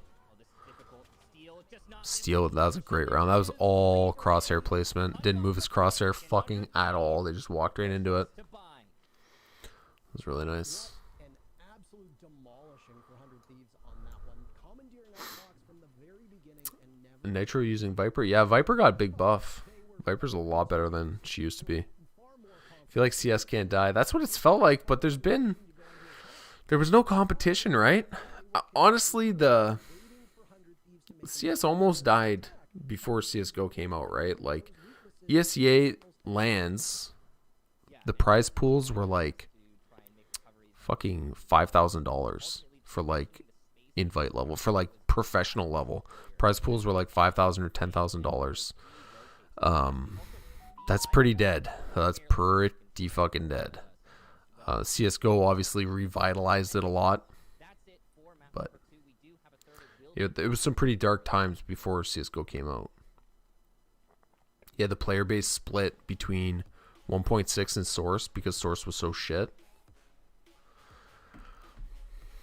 And like if they come out with a sequel to CS:GO and they split the player base because the game they release is so fucking garbage. Like, I don't know, God help Valve, man, because it's like the amount of success that Valve has had from Counter-Strike for the level of effort that they put in to working on the game is unbelievable. Like, I cannot believe how much money they have made in CS:GO for how little effort they put into it. It blows my mind.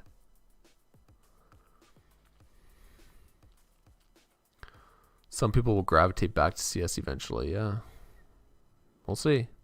I mean, obviously, like the player numbers and stuff, I know casual player numbers for CS:GO are I think the highest they've ever been. The game's not going anywhere casually. I'm just wondering, like sponsorship-wise and pro team-wise, obviously NA is dead. NA is not dead at all in a casual sense. But I don't think the pro scene in NA is ever going to get back to where it was. Just don't get the same hype feeling from Valorant as with CS. I don't know. You know what bugs me about Valorant actually? Like, do you see those taps from Steel there, the headshots? And like he got a couple 1Ds earlier. Like when you hit a 1D in CS, it is way more difficult than hitting a 1D in Valorant, just because the player models are larger. They're easier. It's easier to hit in Valorant than it is in CS:GO, shooting wise. That doesn't mean Valorant's an easier game or anything like that. Like I said before, when the sight hits and the executes come in, Valorant is going 100 miles an hour in a parking lot. But in terms of aiming and stuff like that, you see 1Ds way too often in Valorant. Like it doesn't feel special. Like when you see them in CS:GO, it feels special, and it doesn't feel the same in CS:GO, or it doesn't feel the same in Valorant. Sorry.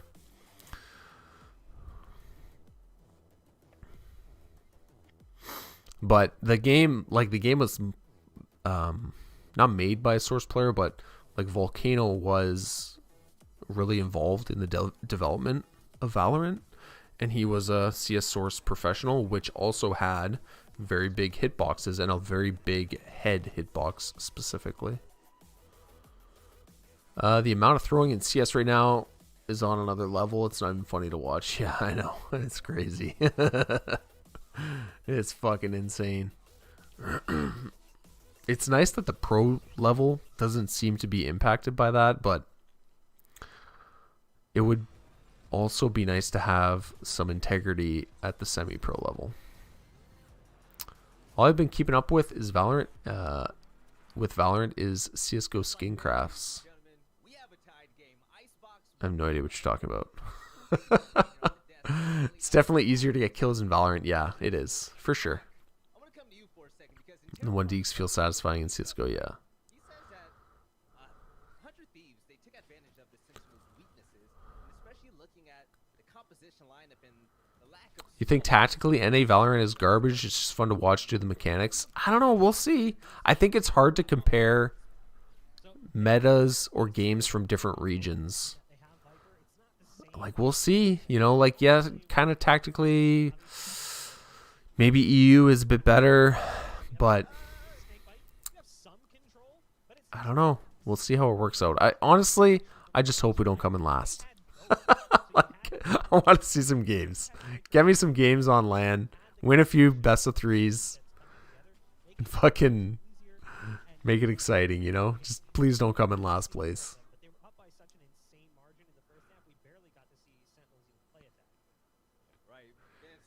You could argue the same case for League and Dota. Huge team fights just hit different in Dota compared to League. It's just a neutered experience. Seems to work for Riot, though.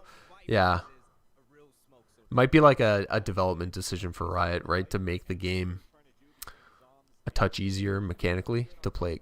It makes it a bit easier to play casually, right? So, like me, as a shitty player or something, I can hit a 1D, you know? I feel good about it, you know? But yeah, it's a design decision for sure.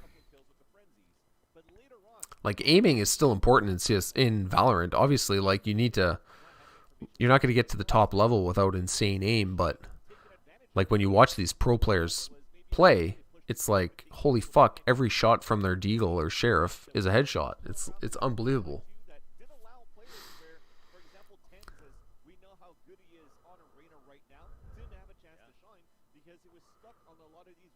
It'd be interesting to watch the international competition as we get to close Iceland. Yeah. That's going to be... Honestly, it's not that far away either. It's not even a month away. What is it, 3 weeks away? Apparently, they're going to let me do some content on it. They put out another like community post asking content creators to email them or message them or whatever to be able to make content for it. And they were going to provide like interviews with people or players maybe for it. So I might get in on that, I think. There's like a meeting for it next week that I'm going to be on to see like how it's going to shake up. But I'm hoping to do content for it is what I'm getting at. It's hard to compare the two regions in a game that's never had a LAN before. Yes, sir. That's why it's exciting. And honestly, just having LANs come back at all is going to be exciting.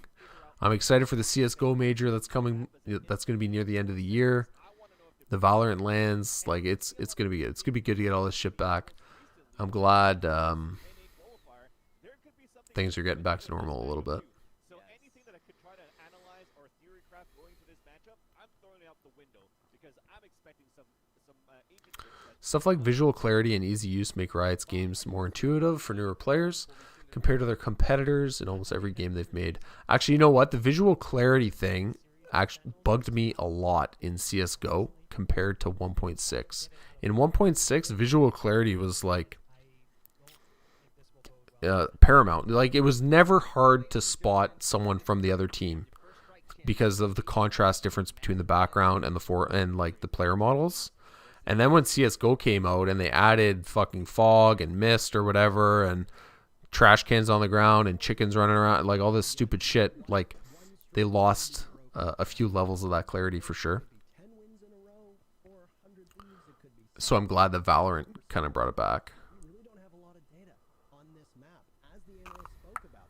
But the good news for Sentinels fans is that they All these Zoomers have cracked aim. I play one Valorant a game a month and I struggle with proper util ability usage. Yeah. Kudos to Valorant for making util more intuitive. CSGO, you just throw nades and stuff, but it's hard to quantify its impact in pugs. Yeah, it's hard. Like, you need to be able to kind of throw your own nades and pugs. Honestly, pugging, it's you got to bring a friend. Like, you could do a lot of sight hits with 2 smokes. Like, you can't do a ton with just 1 smoke. And trying to coordinate like a full pug is obviously hard. So whenever you play, like, it's always better to just try and bring a friend.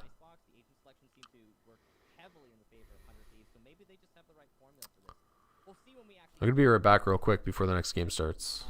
Expectations are, I think I shared with the analyst desk. I think I'm going to give a slight edge to 100 Thieves here. They just seem to be a little bit more well practiced on bind based on the limited information we have.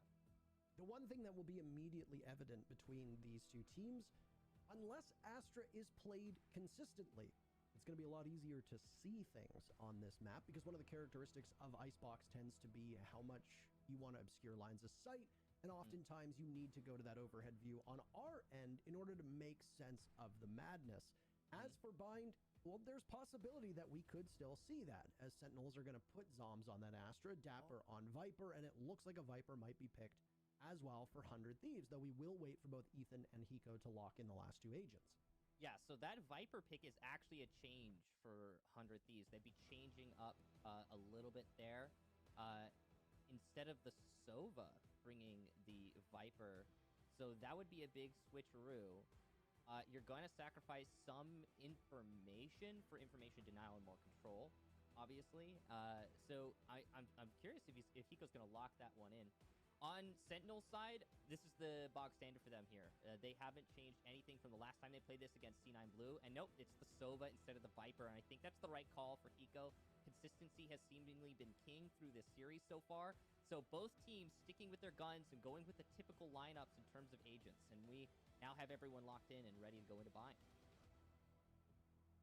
So if you go back to Sentinels versus C9 Blue on this map, as a couple seconds away from seeing which of these teams will go on to play tomorrow, by the way. Both of them are only 2 All right. single games. This game and then the next Bind. We're going into bind. fans of both of these teams, obviously, fuel them with your energy. If you go back to Sentinels versus Cloud9 Blue on this map, it was a drubbing, in fact, for Cloud9 Blue. Sentinels looked mighty fine. They prevailed 13-4, and they did so by starting. Have you seen Vision Strikers? Because they're Korea's Death Squad. Yes, I have, and 10-2. yeah, they look really good. If you actually look at this right now, They're so different too. They play the game so differently, and it's very hard to know if it's the correct way. A lot of those guys came from CS, as I understand it. Actually, one of the guys played CS for a long time, so and Korea obviously never had like a CS scene. Like, they never really competed internationally or anything like that. I'm curious to see how they do, because they seem like killers in Valorant. But I don't think they're going to really compete on the world stage, to be honest. They just don't have deep enough competition in their region to make them as good as like a European or an NA team, in my opinion. And typically FPS games have been dominated by EU, right? So it'd be very strange to see a Korean team come in and kind of overtake it. it looks like it's going to come in quite fast. Hookah, though, not available 1.6 did have some dark corners you could hide in. Yes, you're right, it did. You could adjust the brightness and stuff, and that helped a lot, though. But yeah, you're right. It had a couple, not many. There you go. First kill comes from Tens. He doesn't have the sheriff in hand, but that's fine. He's got the ghost. Sick finds one of his own. And Sentinel's entry to the site. They added the player skins, made you mad. Yeah, the player skins are like, what are they doing? They need to help visibility in the game. I really think, like, you know what? I don't even blame the devs that are actively working on Counter-Strike all that much. I really just think they're too small of a team. They need more support, and that's going to come from like the upper level of Valve. I don't know if it's Gabe Newell or whatever, but obviously, a game like CS:GO shouldn't have. Look at this fucking guy! Oh, he almost got the third. Holy shit! Oh, what a shit show round! And Sentinels win it. Wow, it looked like 100 Thieves was going to win that. I thought Asuna was just going to run through and kill everyone.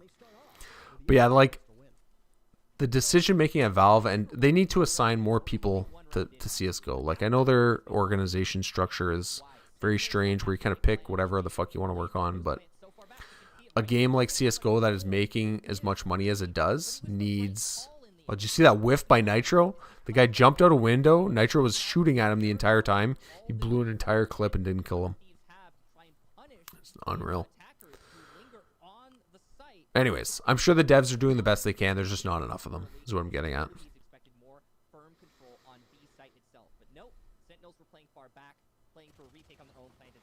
Nice. Oh, he almost... Oh, look at that. See, the aggression is so strong in Valorant. Like, it's crazy how strong it is. Frenzy is a very, very scary weapon if you take the right fight with it. Shit. Well, they got rid of a lot of guns, so they got to rebuy. There's no bonus round for Sentinels here. Blink and you don't know what team is on attack there, as 100 Thieves decided to break free of the confines of defense and take up all the map control themselves and then push in towards the attackers. 100 Thieves with no Astra, eh?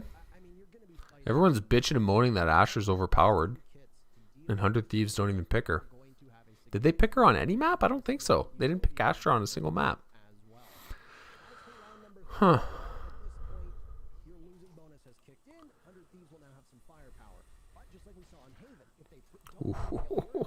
What gun did Steel have there?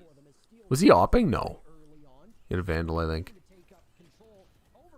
Oh, what a shot! He plucks him out of midair. Are you rooting for a particular team? Yeah, I'm usually rooting for 100 Thieves. I'll be happy with either of these teams at the LAN though. I think both of these teams would represent NA pretty well at the LAN. Like 100 Thieves, all of those guys except for Asuna have a lot of LAN experience. That'll probably help. And Sentinels has decent LAN experience as well.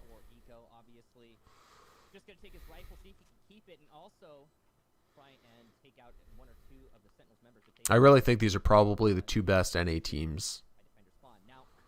Probably. Although it changes so quickly, right? Like, it really does change tournament to tournament. And as soon as you kind of figure out one thing or use an agent a little bit differently here or there, it has a big impact, right? The game changes very fast.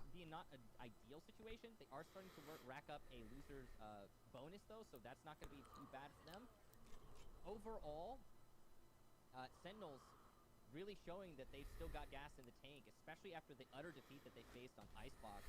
I thought maybe they'd be a little bit discouraged, but no, the way they're playing here, they're confident in these engagements, these straight up fights, head-to-head, and they're winning them. Look at this. Vic just walks up on it after the boombox. Wow, what is Steel doing holding that angle? I don't like that angle at all from Steel. And he wasn't just spotting. Like, if you're going to hold it to just spot, you just keep a sliver, you know? I don't know. I don't know about holding it for a gunfight. Like, you're never going to win that gunfight on a guy swinging on you. It's almost like we've got a mirror matchup right now. It took 5 rounds for 100 Thieves to get themselves on the board. Very quick tempo established by Sentinels on attack. Objective play extraordinary as well. Winning in terms of damage being done, winning in terms of the Bind is kind of turning into like Dust 2, eh? It's like every team, it kind of plays out the same a little bit every time. that's what it looks like. Teams haven't really figured out. Now, as for Sentinels, they look to be shaping up for an A push. Like we've seen before, I'm excited to see some matches on Breeze, though. That should be really good. distract, but 100 Thieves know that an A take is coming and they're lined up for it perfectly. Actually took a lot of damage by Showers, but it's actually going to be Hiko who dies first. Ken's trying to take a second, and he is not going to manage it. The entry in through short, working out. As soon as got to save that gun. Through the teleporter, and now a play for B. Ethan peeking from U-Haul. Oh, see what I mean? The 1Ds are too easy. Like, those are nice shots and everything, but they're too easy. They happen too often. I mean, I still appreciate it, but They do have rifles. like if that happened in CSGO, it'd be nuts. But in Valorant, you see it pretty often. By Dapper, they'll have to wade right in and see if they can They're going to save. Yeah, they're not even going for it. do the Viper. That's all right. They got the ult out of Viper. In that cloud The Viper post-plant ult is just a fucking nightmare to deal with. position, not I don't even... Why are you even going close to this? Just go on the other side of the map. somebody as he's playing down They're not saving. Are you kidding me? They're not saving. station right now. Why do they do that? Maybe I'm just a passive player, but I would save that all day long. You were on the other side of the map when it's planted. Like, what the fuck you think you're gonna do? Teleporters there, you may as well use it, even you know that you're dealing with so much 100 Thieves presence on a site. How's your day, mate? Good. Out, with the weapons that made that retake basically impossible for 100 Thieves. I didn't like that. May as well go. I didn't like them going for that at all. Now, Sentinels, Steal with the op. Okay. that is not going to be great for 100 Thieves. $20, double or nothing. Steal does not kill anybody with the op. And he has 0 impact. Fuck! I lost again. Okay, he died right away. See what? I hate steal on the op. And imagine he was playing Jet right there, right? No punish, or even Reyna. No punish. You get the kill, and you can either invul away, like invulnerability away, or you can dash away. But bro, you're fucking opping on Cypher. Why you like? What are we doing? I don't know. I know Steel gets so much credit for the big brain plays there, but that was a fucking peanut brain play. And he's done it like a lot. I don't know. He's just trying to do too much. You can see the rotation as well from 100 Thieves. They've already positioned 2 players by elbow. They're going to be able to retake into B when it comes to that fight, and it seems like Sentinels are going to commit. Yeah, that sucks. perfectly. The wall falls and Ethan goes down with it. They got 2 on B, and they're going back to A. Fuck, unlucky, man. So you've got breathing room and hookah. You grab the spike. Asuna has his ult. If he can timing them up short, oh, he's not. He's gonna be heaven. Assuming the position. Fuck. Whoa! Beautifully done. He's gonna ult as soon as he hears the plant. Don't shoot at U-Haul. Hold out. Slow. Waiting. Time and half. No spike being dropped just yet. Waiting for the sound cue, and the rocket gets fired away. Okay, that's a good delay. Nothing wrong with that. Asuna now has another advantage in an angle. Uh, To the one portion of the boxes that you can't shoot. ah, shit. Nice pre-fire from Dapper, who's now Dude, Asuna is so good. Do you know how much time he just bought for his team? He's the sole reason that they have a chance at this round. they're back to full HP. Shazam is ripped, too. He's got like 2 HP. Trying to get intel. Dapper waiting. More of that obscuring poison in front of their Playing post plants against Viper. They'll need to reset. Nitro Not cool. tagged by Shazam and brought down, leaving Hiko to try and clutch one for Hiko. He's gonna go for the That's gonna be it, right? Yeah, it sucks. second out. He is, or at least he's trying to. He I wonder if saving is weaker in Valorant because of the fewer rounds and the strengths of relative with the strength of the sheriff. Yeah, that's a good point, I guess. But I don't know, man. You could do a lot with a Phantom is still way better than a sheriff. Off the corner of his screen. He didn't see it. I don't know. I know that Showstopper did not get any kills. Just a but difference of did play allow style, I for think. 100 Thieves to rotate. I actually thought that would be the first 100 Thieves round. It certainly seemed like it. Off of the 100 Thieves losing against fucking Dapper. rotate. I honestly thought that 100 Thieves was gonna be able to but Sentinels I forgot the match, but Mummy's op on Asher yesterday looked so awful. Yeah, like, and the post plan. You've got I mean, we're used to it in CSGO. People that op, it's like, okay, well, you just play it like in CSGO, right? Where there's no dashing and there's no invulnerability or whatever to get you out of trouble. Oh, what's that? Sentinels have a very commanding lead at the moment. But Well broken for 100 Thieves. in Valorant, we do have a dash, and we do have, like, so if like in Steel's case, I don't think he would ever take that peek out of hookah. Like, he would never take a peek like that in CSGO, because you can't just get away. Like, you have to, if you're gonna op as Cypher, you have to op like it's CSGO and play positions where you're gonna be hard to trade out. Economy pretty busted right now, so no matter what, this should be a pretty easy execute. They'll get the first lead-off kill, and there's no read from Steel, meaning this is a 3-on-5 retake. Give me 1 sec. Bad to worse there. So in will charge the Sentinals, watching towards spawn. Bullets flying in through the smoke, at least giving information as the spike gets planted. Final 30 seconds of the round. A Lear thrown at ankle level from Tens. Dapper collects 2, a third lined up, and it's all his. A flawless round. 6-0 for the Sentinels. Good lord. Yeah, I mean, that was... I mean, you expect that result, obviously, given the state of 100 Thieves economy. Now, the difference here is between this round and last is that 100 Thieves now have good ultimate lineup. They've got a Resurrect, they've got the Hunter's Fury, and they're going to be able to bring an Operator on Steel as well. So this is definitely not a terrible position for 100 Thieves to put All right. themselves in. But I will say, Yeah, this is a shit. This is a dog shit start from 100 Thieves. Dude, okay, I sound like a broken record, but I fucking hate Steel opping. Fucking Christ, what are we doing here? Steel holding showers with the op. Their 3-man aggression down long B got stuffed pretty hard. What is that? Sage wall? Oh, they were going to peek over the smoke with that sage wall. So Ethan put the wall there so they could peek over it, but they ended up getting wrecked by that recon dart. The recon darts are like, I'm surprised Sova hasn't had any nerfs. He is insanely strong. And he's used almost every map. Like, you almost can't hit a site without a recon dart. Like, they're so powerful. I'm really surprised he hasn't had a nerf yet. Like, I feel like if they reduce the radius of the scan, like the dart hits the wall, then it scans out however far, like 50 yards or whatever. I feel like if they reduce the radius, it'd help, but I don't know. Saving in Valorant, lol, Riot will find a way to find teams for saving too much. I don't know about that.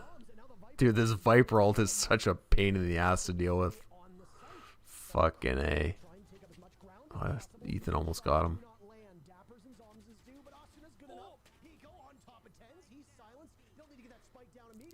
Let's change your gun. Change to the Phantom, thank you. Okay, good. Oh, that'll help. Fuck. Dude, they're getting train wrecked here. This is not looking good for 100 Thieves. Yeah, they got to win this round or they're screwed. Yeah, and they lost. Dapper 11-0-4 against 6 round. And what timeline is this?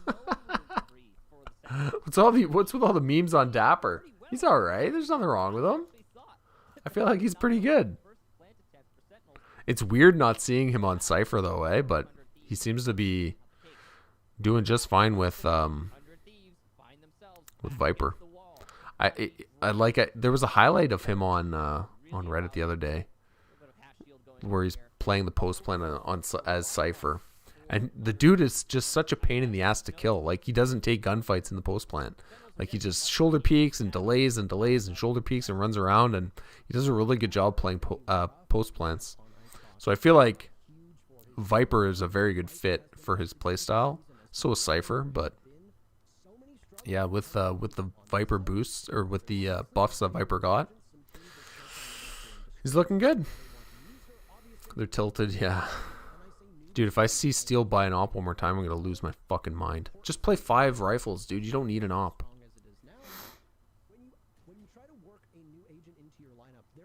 The script is immaculate.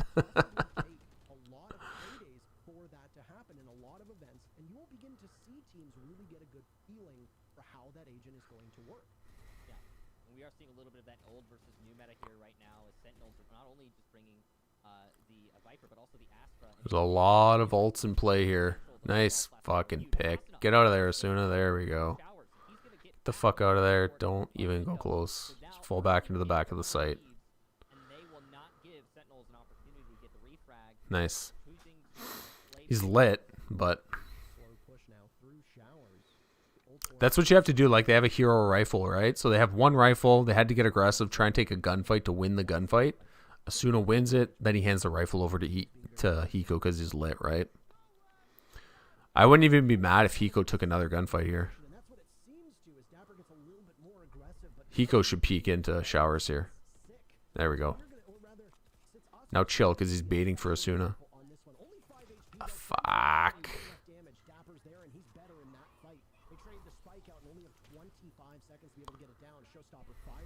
Hiko with the shock dart kill. Now their own intel coming in from Sova has Nitro needs to be very careful not to get hit with this blast. He gets down in hands of Sick, and now the spike is going down too. Plenty of time, just a couple seconds close to the point of no return. Still inside of you. The fuck is Shazam looking at? Out goes the orb, and Sick is prepared and ready for the possible peak. A pre-fire does not connect. No. Ethan is so good sometimes.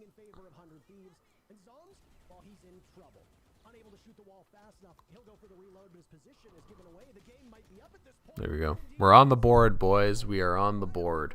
Finally, 100 Thieves capitalize off of that and take their first round. Wow. It took them a while, but 100 Thieves are on the board, and most importantly, they do it on a thrifty round. Really impressive stuff. This moment right here. Shazam threw that round. Shazam just didn't expect him to be that far pushed up U-Haul. Like, the timing just didn't make sense in his head, so he just assumed it was clear. Earlier in the map, they did try to push up. I think it was round 2 through a main. It didn't work out. It almost did. But after that, a lot of silence, a lot of hesitation for 100 Thieves. That round, not so. You love to see it, Parker. You really do. Now both teams able to full buy, and we're going to see, hopefully, a little bit more of a contest here. Let's get a dart for Asuna to take a peek here. Bathrooms, and he's not going to see anything. Heavy short, like all up short, and very little pressure on bathrooms. 2 rounds in a row here. Oh, tens.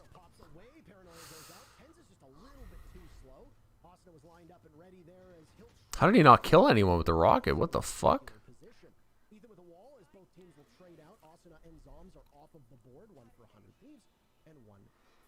I gotta do a demo review of tens too. I really didn't follow his CS career all that much. But I gotta check out his CS games. Steal under some pressure here. Wow, they just run right by.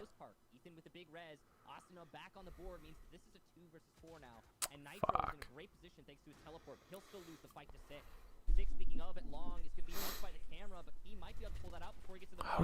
How does Steel lose that fight? What the fuck? He had a fucking dart to pull out and you lost the gunfight. Ethan gonna save them here. Ethan's gonna win this. Told ya. Oh, come on!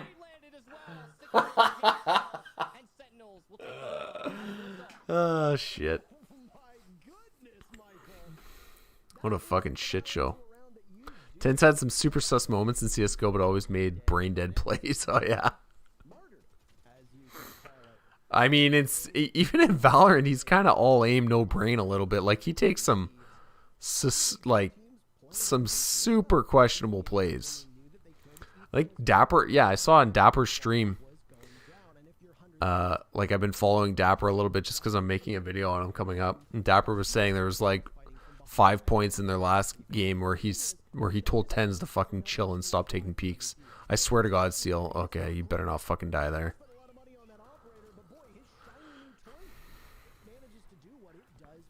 Ah, and he gets fucking halted. God damn it.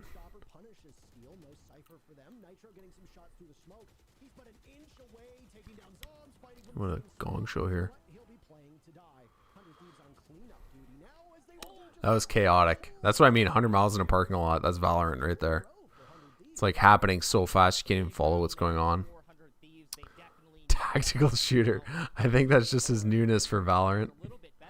I don't. You mean like Tens on the plays that he makes? Like Tens gets away with a lot of the plays he makes because he's better than everybody. Like he's a better aimer. He's better. He's got great movement, and he's just figured things out. Whether they're smart plays or not, I guess we'll find out, right? Like he's been one of the best players for a long time, so maybe there are smart plays, right? It's just there's just situations where you see him make a play and it's like, what the fuck are you doing? And sometimes it works, sometimes it doesn't, but I guess obviously long term over the past year for Valorant, he's been considered the best player pretty much. So yeah, it's hard to work with a player like that on your team, I guess. No, I mean Ethan standing in the nade. yeah. Slash casting Valorant, let's go, yeah. I'm barely casting. More like watching. This is a one and done spot by Steel. I fucking hate this spot too. He's gonna get traded instantly. Oh, yeah, okay. Dude, I hate it. I hate him on the op. Why go back in there? I cannot express how much I hate Steel fucking hopping. He fucking sucks. Oh my god.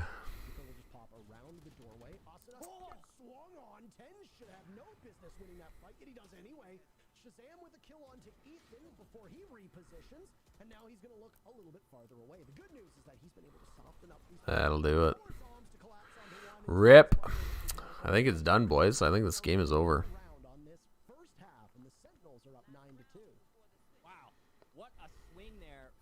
Steel throwing in Valorant too. Yeah. You can't throw for skins though. You can't trade the skins. Get the real money. No, man. This is not the first game where I was disappointed watching Steel op. Like this has been an ongoing thing for like months now, where I see him buy an op, and it's just not fucking clicking. I'm sorry, but if you got 4 kills and a half, you're wasting money with the op. Like your opper has to be just like in CS:GO. The opper should be operator, whatever you want to call it. It should be your best player that's opping because you're investing the most money in them, and you have to expect them to have the highest impact, right? Like in CS:GO or in Valorant, you're spending a shit ton of money to get them this fucking gun. You don't want him to just go in and die. And yeah, like think of the oppers in the world, right? Who ops? Simple, Zywoo, Device. Like it's all amazing players that should be opping because they're the best players. You give them the best gun.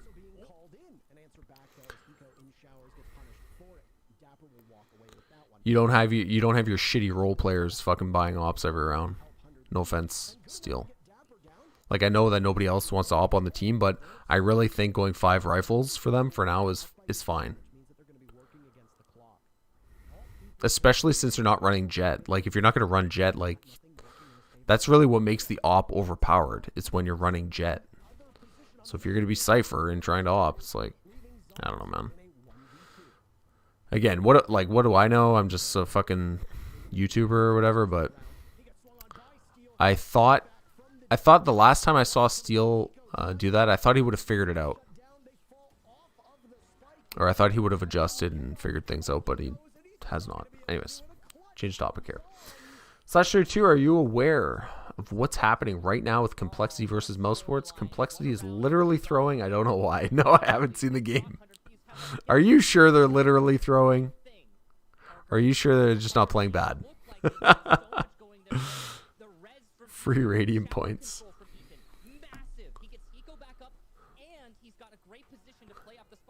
Zoms has 3 bullets too, eh? Like fucking no bullets in the gun at all. 100 Thieves doesn't have an opper. No, not really. Nitro did it for a very small amount of time he was opping. Nitro obviously opped in CSGO, but he was never, like, when he was opping in CSGO, it was kind of because he had to, not really because he wanted to. Like Team Liquid was always a team that could have went 5 rifles, and then sometimes Nitro would pick it up, and he was their main opera, but not really because he was born and bred to be an opera, I guess is what I'm getting at. Steel actually did op in Source, and he opped a little bit in CSGO. A very little bit in CSGO, and he wasn't. I don't think he was a full-time opera in Source either. He was like a secondary op, but we're talking like years ago, obviously. Anywho, I think his op in Valorant looks like shit.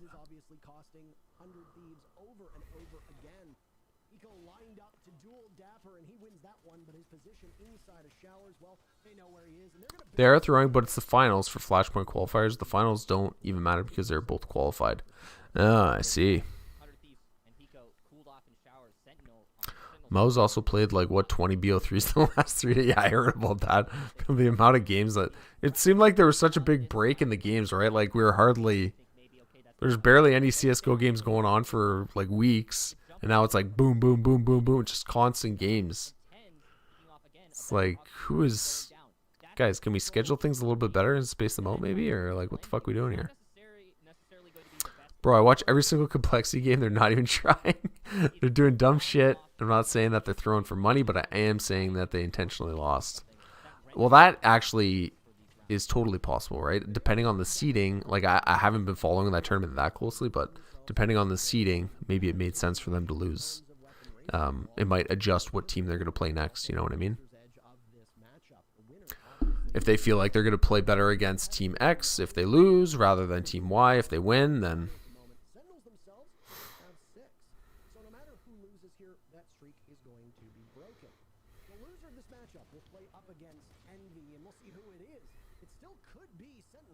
Steel is literally better with the Sheriff than he is with the fucking op.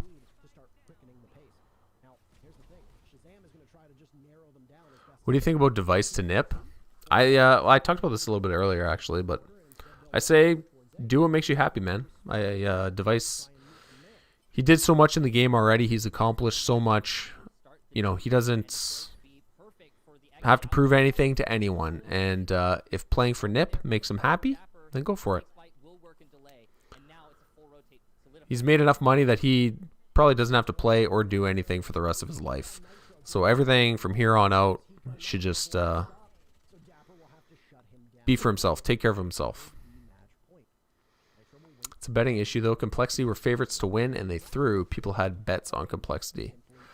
I mean, it's only against the law if they threw for money, right?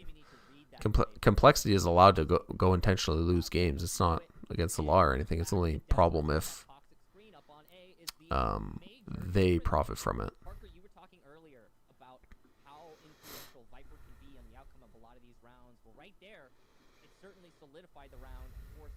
My advice would be don't bet on CSGO. That's what my advice would be. Okay, I looked over at what gun Steel had. I was worried there, but I'm glad to see he has a fucking Vandal. Device to nip is a great move. Knock is a good opper, but suffers from extremely low self-confidence in pressure situations. Yeah, I'm sure he's gonna work out great as a player. I'm excited to see him play. Has he played a game yet? I don't think he has, right? Wow, that position by Tens, like such a scumbag spot. Just like he's playing it to get the Reyna kill. Like he'll get a kill as Reyna and then go invul and run away. But like the off angles that you could play as Jet and Reyna are just so scummy. Maybe don't bet on games that don't matter. Yeah, that's good advice. Knock to Astralis. No, Astralis, they must be playing with Bubsky, right? That's what I assume.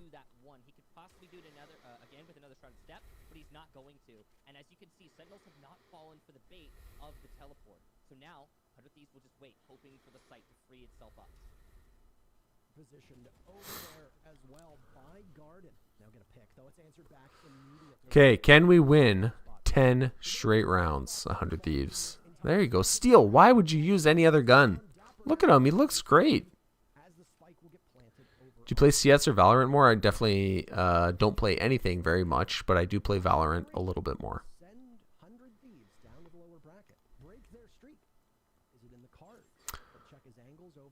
if Valorant had like a demo system, I would definitely be making more content for it. It's just there's no demo system, right? So it's like kind of lame to make content based off the streams. Steal with the 3K with the Vandal. Yep, Bubsy's doing great too. Yeah. It's always been thought like Bubsy's always been considered a good player, right? Like obviously he's no device or anything, but like he was considered a guy that could slot into that team and be good and have impact, and like it's good that he gets his chance to shine. You know, I don't know why. I guess Device kind of brought it on himself. He was talking a little bit of shit about Astralis a little bit, but honestly, the whole big drama thing could just because a player changed teams. I couldn't care less. You know, like I said, just go have fun. You don't want to play for Astralis? Who gives a shit? Go somewhere else and just have fun.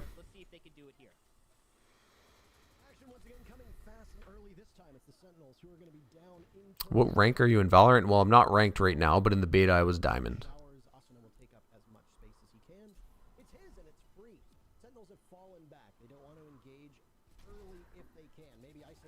Sasuna, dude, how does he get those kills? That second kill there. That was nuts. That was good. That was good spray control, actually. That's all that was. He just sprayed into it and sick walk right into the bullets. Nitro has some games like... He has some games where he has a hard time getting going. Oh, just as we say that, right? He gets 2 post-plant kills well in a 5v3 already, though.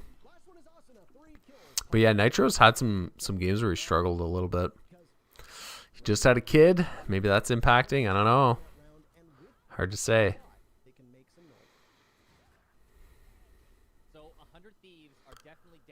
But yeah, Nitro with 4 kills, that's tough. Like, that's not a lot of help. It took, what, 84 years for Riot to get a spec system in the public client. Wouldn't expect much from Riot to make any significant changes or strides in making viewer tools available to the public. Yeah, I heard it took a long time in League of Legends to get a spectating system or to get a demo system in League of Legends. It took like years. It took 6 years. I don't know. I'm hoping they have it for the LAN, but yeah. It makes the quality of like VODs and stuff so much better. Like, the quality of the stream just does not compare to like the videos that I do for the CSGO demos are like 1440p and they're really sharp. And that's the fucking ball game, boys. But when you're just using stream footage, it looks like shit, right? You got 30 kills against Complexity and Vertigo. Bubsky, nice. So nothing's changed for Nitro, same as CS. I mean, Nitro's had some really good games where he popped off in Valorant, to be fair, but he seems inconsistent. Then again, they're playing Sentinels, right? Like, Sentinels are considered a better team. Even though 100 Thieves is, you know, supposed to compete with them or whatever, but I would say the consensus is that like Sentinels is the better team. Does 100 Thieves have 2 IGLs? Kinda.